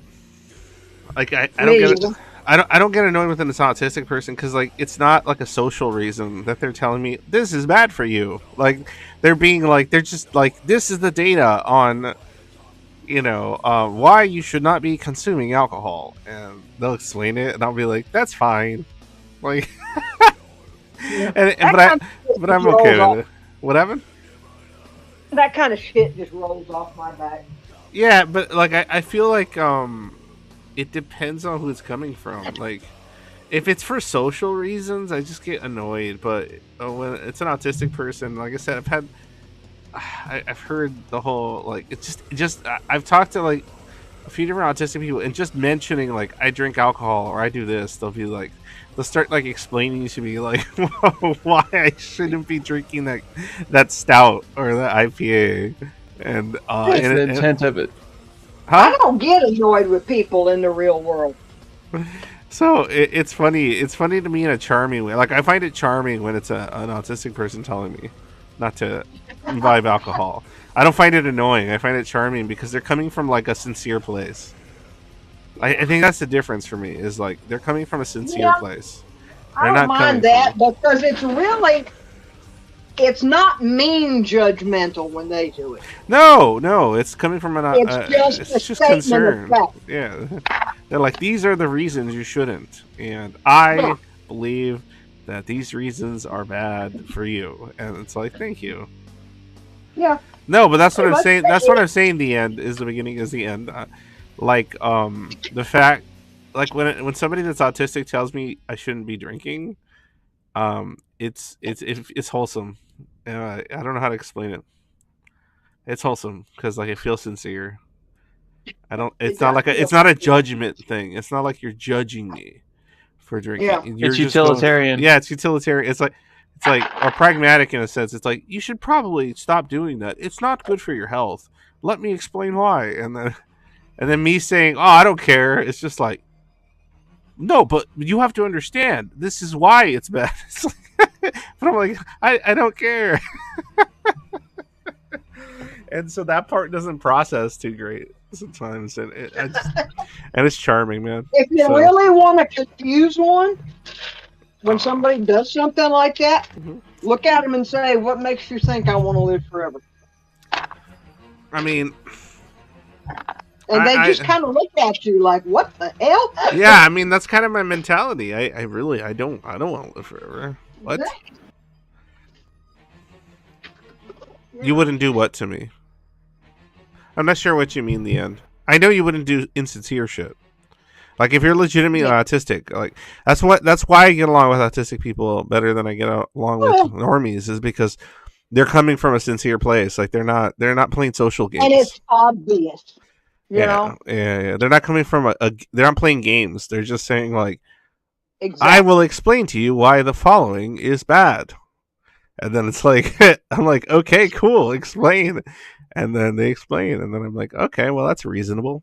Thank you for having that opinion, and thank you for having that concern. And it's like, you're welcome. You move on. I'm still gonna keep having the beer. That's not gonna stop me. Ah, I got some munchies while I was at it. Hell yeah, munchies are always fun. I'll like eat like a few, like the end.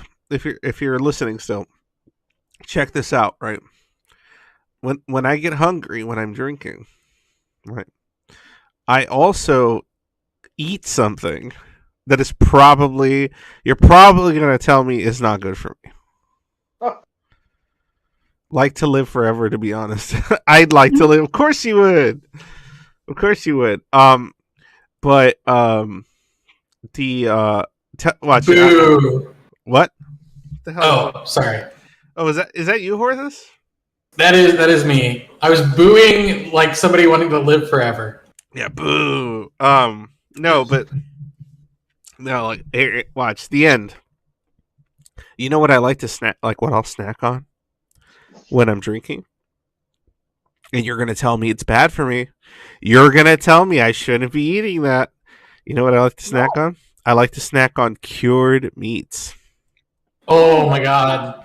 Good stuff. Yeah, I like Mhm. I like to eat beef bologna slices or beef jerky with all kinds of nitrates.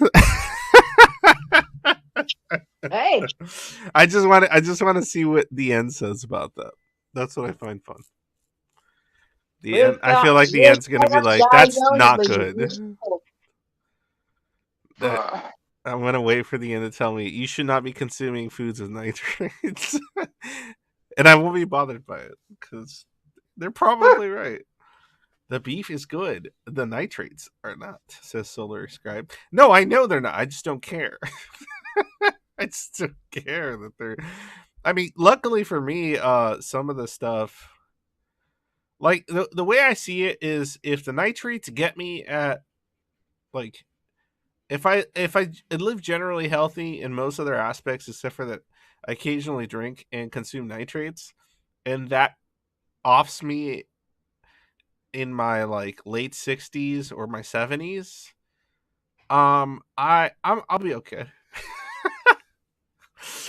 I'll be okay. Like, if for some reason that's the reason I get off in my 70s, is because I lived an okay life as far as health goes, except for that I had alcohol and ate my nitrates. Shit. If I die I'm cool. young, I'll, How old are you against this? said if I die young, I'll look at it as hallelujah. I made it into the express lane. How old are you against this? 61. Well, you can't die young. You're already old. Kiss my ass. Can't die young. That train already left. That train already left. You're gonna die. You're gonna die an old angry bitch. Yep. You're gonna Well, be I like, might die I hope you lived. angry. You know what the Not worst. there yet. You want to know what the worst insult I can lob as this is? I hope you live to be 100. Oh God. I hope we got another 40 years. In you. The thing that I'm most scared of is winding up in a friggin' nursing home. Oh no, I'm sure. Yeah. Talking to my neighbor. Hey, lower your On volume. that Horthus, note- lower your volume a little bit. It's like super high. Slightly, just slightly. Who, me? No, you're good, Zis. It's Horthus. It was like coming in super Oh, fucking my loud. neighbor one day. Super. Hello? No, a little No. higher, and then you're good. A little bit higher, and then you're good.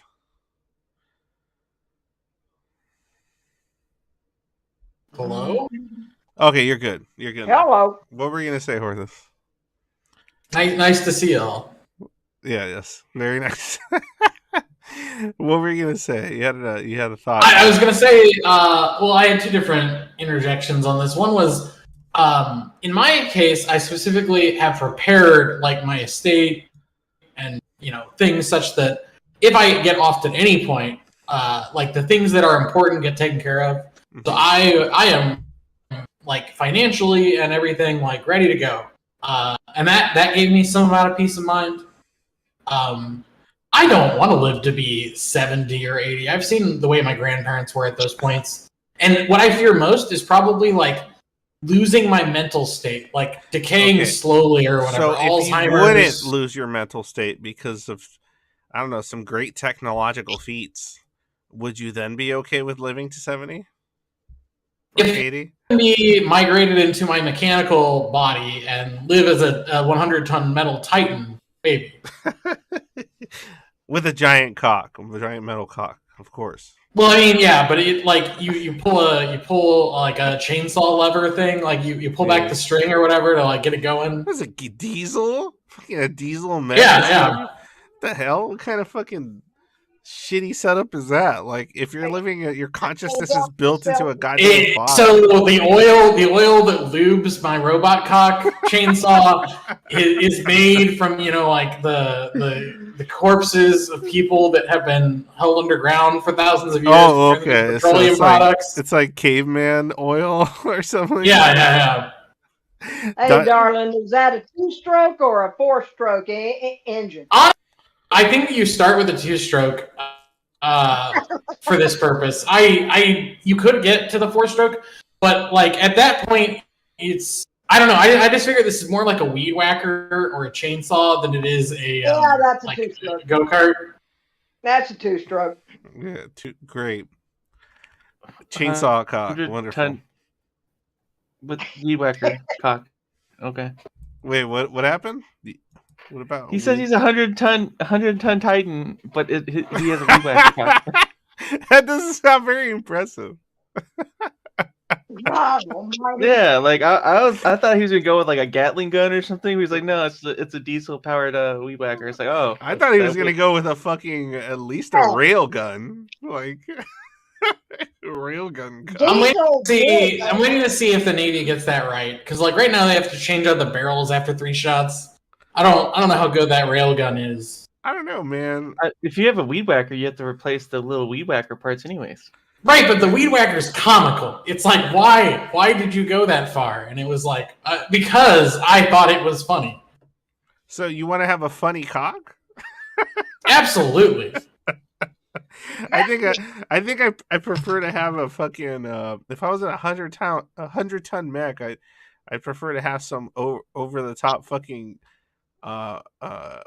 just ridiculous. I prefer to go with absurdity to the ridiculous power. See, boring. I think it's a lot funnier if like there's a giant floppy like Moby huge dildo on your thing. Like it just makes it funnier. Like at this point, yeah, like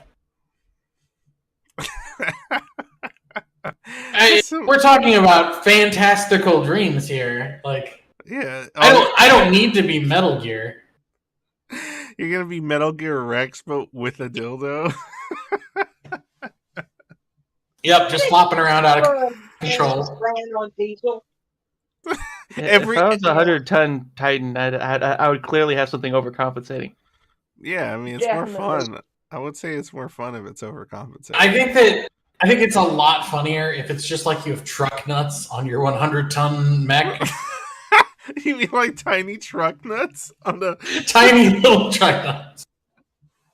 I mean, it's not like you can mate. Diesel, you know, it may take diesel a little longer to get up and running, but the mileage is awesome.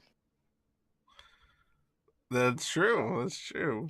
Go Robo. We got the end excited about Drill Dick. They said you Drill gotta Dick. remember, I'm looking at this from the other perspective. Well, and if you have the right kind of engine, you can do different kinds of attachments. You can have the one that's like chainsaw versus the one that's a drill. Attachments are good. What kind of attachment would you have on your giant mechanized cock? There is this. What kind of attachment would you like? What kind of extra bonus features would you apply to your giant robo-cock? Well, first thing I'd do, how did I set that up? Sync what up? They have stickers for that, but nah, I don't think it. I don't know if I could go with a mech for that. You don't want a mech cock? If I wanted to hug a rock or a piece of steel, I'd go to the foundry or the quarry. I like men to give a little when I throw my arms around them.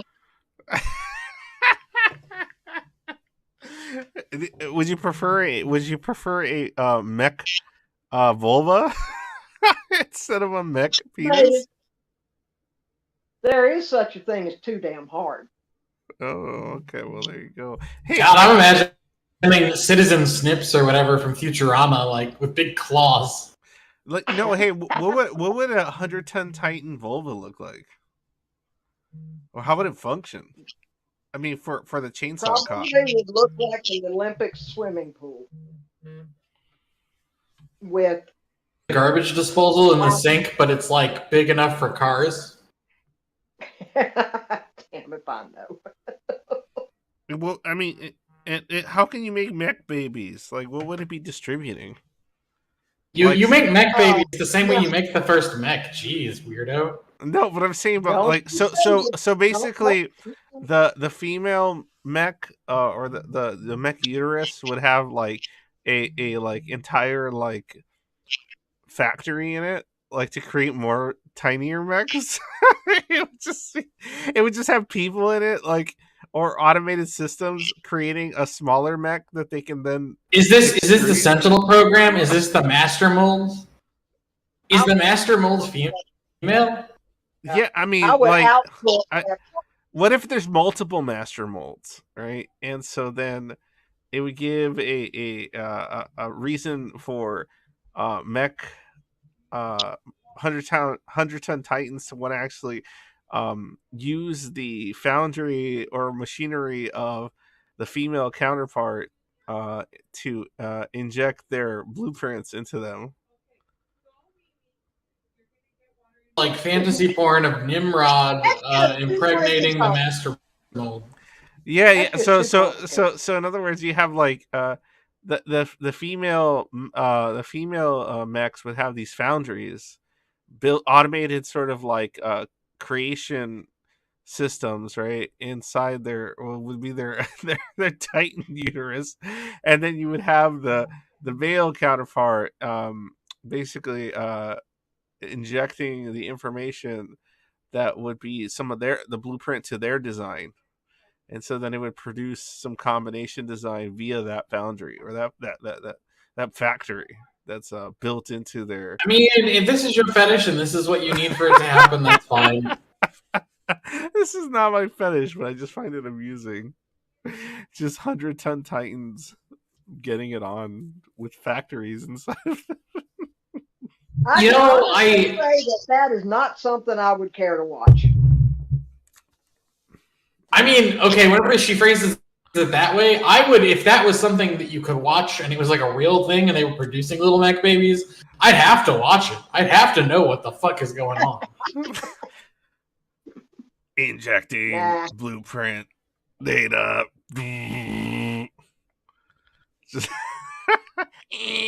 the chainsaw cock is for the purposes of their chainsaw cock has to be strong enough to break through the initial like metal barriers into that would let them then What, the stainless steel hymen? yeah like some hymen, some kind of mech hymen.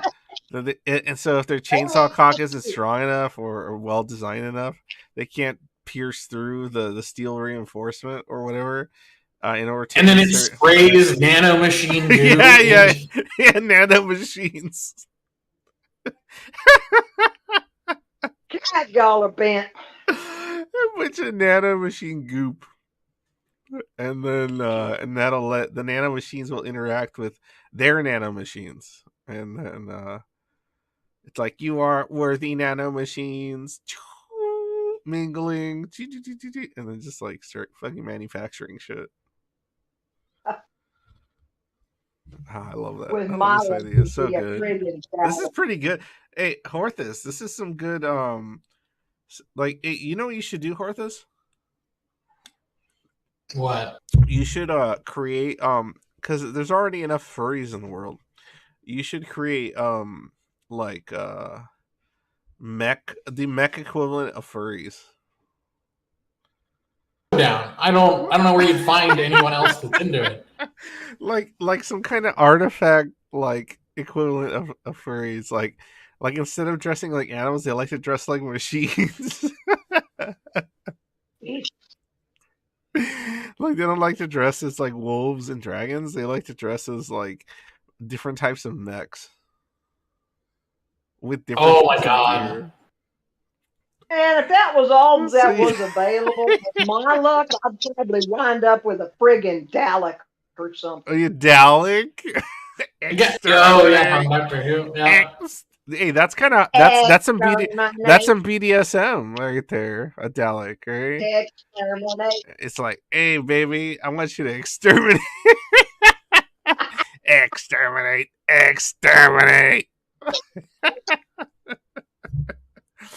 Oh man, he's got that. He's already has that little rod, that protrusion coming out of him. So That's the mount. he's already got the fucking phallic symbol sticking right out of him. So That's the mount. For the I love that this topic has made everyone stop watching the stream. Yeah. Hey Horthus, why is it that when you jump on my stream, everyone leaves? You know, it's because you suck. That's why. Oh, okay. It has nothing to do with me. Oh man, Uh, it's so funny. Like, is it my connection or is everyone left because we started talking about robot cocks? I mean, I kind of joined in on that convegenistic, but That's so funny, man. It's so funny. I feel like I'm too diogenistic. Oftentimes, I'm just like any topic is fun. Like I don't care. World building Metcox is fun. Or like it's just trying to figure out how any of it would function is amusing to me. I actually bought a role playing game that is for two people. That is like a couples role playing game. What was it called? Wait, what? Like a tabletop? Hold on. Yeah, I'll go grab it. Are you serious? Like a No romantic shit. tabletop RPG? What? That could be fun. That's a thing? That's absurd. Snoozer left. Oh, we lost Snoozer. No, he said he was going to go get the game. No, So Snoozer he- left. The other guy. Horthus went to go get the game, but Snoozer left. I guess romantic tabletop RPGs was just. All right, I'm back. I'm back with the game. It's called Star-Crossed, and it has sort of the art style reminds me of what's that cartoon with like the boy who plays with gym girls? I have no idea. I don't know what you're. I love how like I started a stream that was about residual schizophrenia and ended up in here. But anyway, It ends up here with you. it doesn't always. Just when you guys are involved. So Steven Universe. what about Steven I will Universe? have you know, I'm The art style for the art for this game is like Steven Universe. Oh God, that means it's that Cal Arts action or whatever they like to say. Yeah. All right, so wait. Okay, is it the lesbian one? Is it what? Is it that lesbian one? It is not explicitly lesbian. It Oh, okay. I've seen that before though. It's like some lesbian one. Yeah, it like had a Kickstarter and everybody made fun of it. I did buy a copy because I was ever so curious. So about it's a one-on-one romantic tabletop RPG. Yeah, and they advertise it like it isn't meant to be necessarily a romantic thing. What is it but called? It So I can definitely look it up. seems geared to I want to see this. Star-Crossed. Star-Crossed. Star-Crossed. The two-player game of forbidden love. God, it sounds awful. And So so, bad. like, the theme is that one person is the lead and the other is the follow, and like the lead can like touch the other person and interact with them directly and do specific things, and the follow cannot. Star-Crossed tabletop. Oh my God. Let me see. I'm looking at the images right now. Oh no. Oh, this looks terrible. Oh, this looks awful. Just the art's turning me on. Why does it come with a bunch of Jenga blocks? It's just Jenga? So that is the core mechanic. It's similar to Dread, which is another game that uses a Jenga tower by default as like the core mechanic. So the thing is, when the tower falls, the story ends. So if the tower falls too soon, the two characters can't get together. And Lord. so bad ending, I guess. This looks awful. Way You're too just playing Jenga, but with more fucking rules. Yep. So like one of the things is whenever you're pulling a block, it'll be like you have to be touching the other person. Okay. Wait. What do you mean? Like the other person you're playing with? Yeah. Like one of the rules is like under some circumstances, like if you want to talk to them, you have to be touching them. This is so ridiculous, man. It sounds like a game in which two people that are socially awkward are trying to find ways to fuck. The theme. Now that's one of those games that you start and you don't expect to finish. We're gonna finish all over that Jenga tower. All right, like I'm showing it right now. I'm gonna switch over because I want to see. I want to show. Look at this shit. This is Star-Crossed. Showing people what it looks like. It's just Jenga with cards. And so what makes it even a tabletop? Like what? You create characters. you create characters, you create a scenario. It is a role playing game, and since it's just a 2-player role playing game, it is sort of like everything happens with permission of both people. There's like an extra card that you can touch at any point in the game to be like your safe word, essentially. Oh it's like, my God. oh no, I don't like the way you're going with this. So if I touch this card, that's my non-interaction way it's of like saying a consent card. stop. Yeah. Like if you don't, even if you just don't like what the story is, you're like, oh, that's boring. You can touch the card to be like, nope, this stops. Whatever conversation we're having right now, stop. What if you touch it with your cog? I mean, maybe that's part of it to some people. It's like, oh, no, I'm interjecting. You just slap your ball sack on the card. That's so stupid. It's so fun. It's so absurd. Yeah, I don't totally get it. It was one of those things that, once again, as an RPG aficionado, I wanted to like understand it. Mm-hmm. So I mean, I've got a copy, but oh Lord, that's so absurd, dude. I've lost every fucking viewer. It's so crazy. Oh man, it's so wild. Like, I love how the subject just goes from like, like, this is what I mean. Like, it's so wild. Like, I don't know. I laugh at the absurdity. Huh? I joined the stream late. I didn't see whenever you were talking about. No, residuals. dude. Like, when I was talking about that stuff, I had like 10, 12 people watching. All right. And then the moment we started talking about some tabletop RPG with some weird fucking theme or something, and it mechs with cocks, everyone's just gone, man. Like, it's just so amusing to me. Like, they're just like, they were like riveted until I started talking about stupid bullshit. Oh man, it's like they went, oh, this is weird, I'm leaving, I don't like this. Well, guys, it is a little weird. No, but what's funny is stupid bullshit is cope. Like, is cope? What? They just went incognito for a while. Oh, is that what happened? No, it's just I find it, maybe they're in a place where like they can't have somebody talking about that out loud. Maybe they're like, they had to like mute it because like I started talking about fucking crazy shit. You never know what trauma led somebody to being schizoid. Maybe. I don't think trauma leads to They've got a in every history of case. childhood sexual abuse. Yeah, that's true. I mean, but I doubt anyone was sexually abused by a 100-ton Titan. But oh, I wish.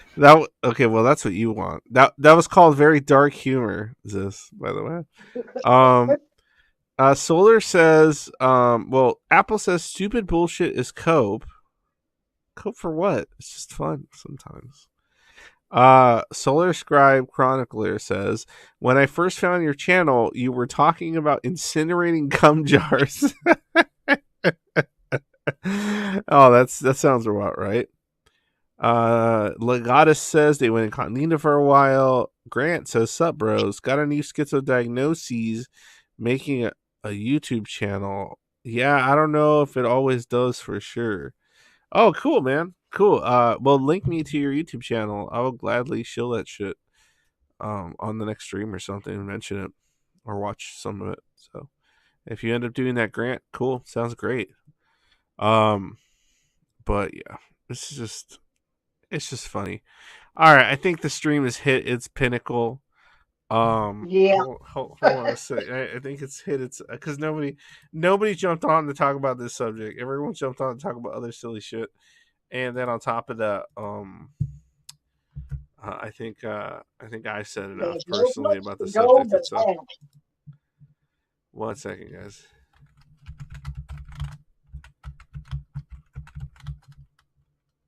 One second. All right, guys. So, thank you for joining. Thank you for hanging out. Sorry it devolved into this. It's just what happens. Oh, Grant. Okay, I won't be able to tonight, Grant, because I just want to shut my brain out for a bit. But I wish I should be doing another stream on. Thanks for liking the thumbnail. Thanks. I should be doing another stream, or on. I'll be on the server, or if you want to do it on stream, maybe even better on Sunday. I think I should be doing another stream on Sunday. That's the hope. So maybe we can do something then. The more far away you are from intrinsic meaning of life, the more cope the subject is. I know what you're talking about, Apple, but I stopped caring. You just gotta have some goddamn fun sometimes. It's all absurd. Fucking, there is no intrinsic meaning of life, in my opinion. So, it's all just fucking silly nonsense, and you gotta help each other out as much as you can. I'm sorry, I can't buy that there's intrinsic meaning anymore. So, all right. So, thank you for joining me. Send me a DM, Grant. Send me a DM, because otherwise I won't catch it. Oh, the intrinsic meaning is to help each other out. Yeah, part of helping each other out, Apple, is laughing at stupid shit, because everything's stupid. And anyway, thank you for joining me as usual. When days dark, always remember happy day. And if you want to support what I'm doing and all my actions and everything else, or you find this entertaining, give me all your fucking money, you pieces of shit. I'm kidding. I'm a piece of shit for saying that. In any case, yeah, that's it. I'll talk to you guys later. Later, dude.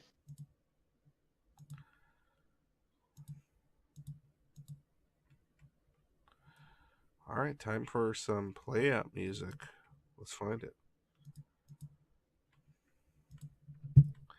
What do we got? Play out the show. Play out the stream.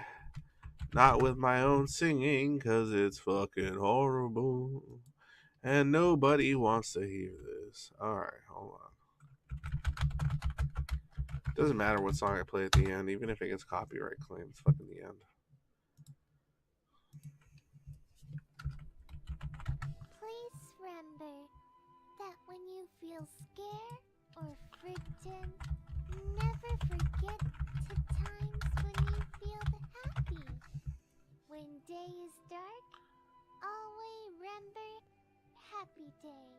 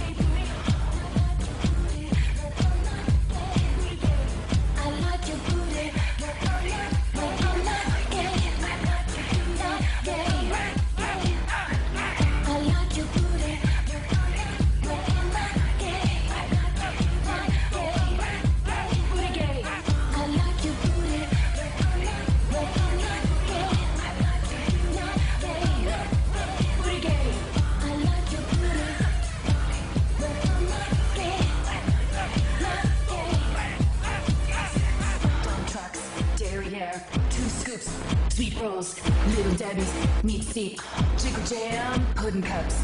I like your booty, but I'm not gay. I like your booty, but I'm not gay. I like your booty, but I'm not gay. Hey booty, I like your booty, but I'm not gay. Booty gay. I like your booty, but I'm not gay. I like your booty, but I'm not gay. I like your booty, but I'm not gay. I like your booty, but I'm not gay. Booty gay. I like your booty, but I'm not gay. I like your booty, but I'm not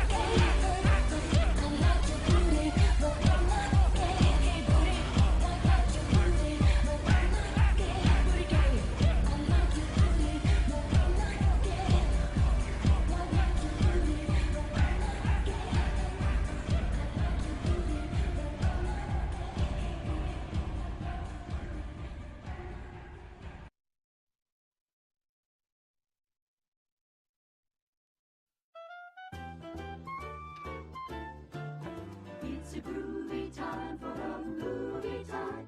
So grab your gap and grab a seat. But don't forget to get something to eat. Delicious meat and nutritious meat. You can't beat my meat for a special treat. Sucking on me is really neat. Don't be a jerk and don't be a fool. Be a good neighbor and follow these rules.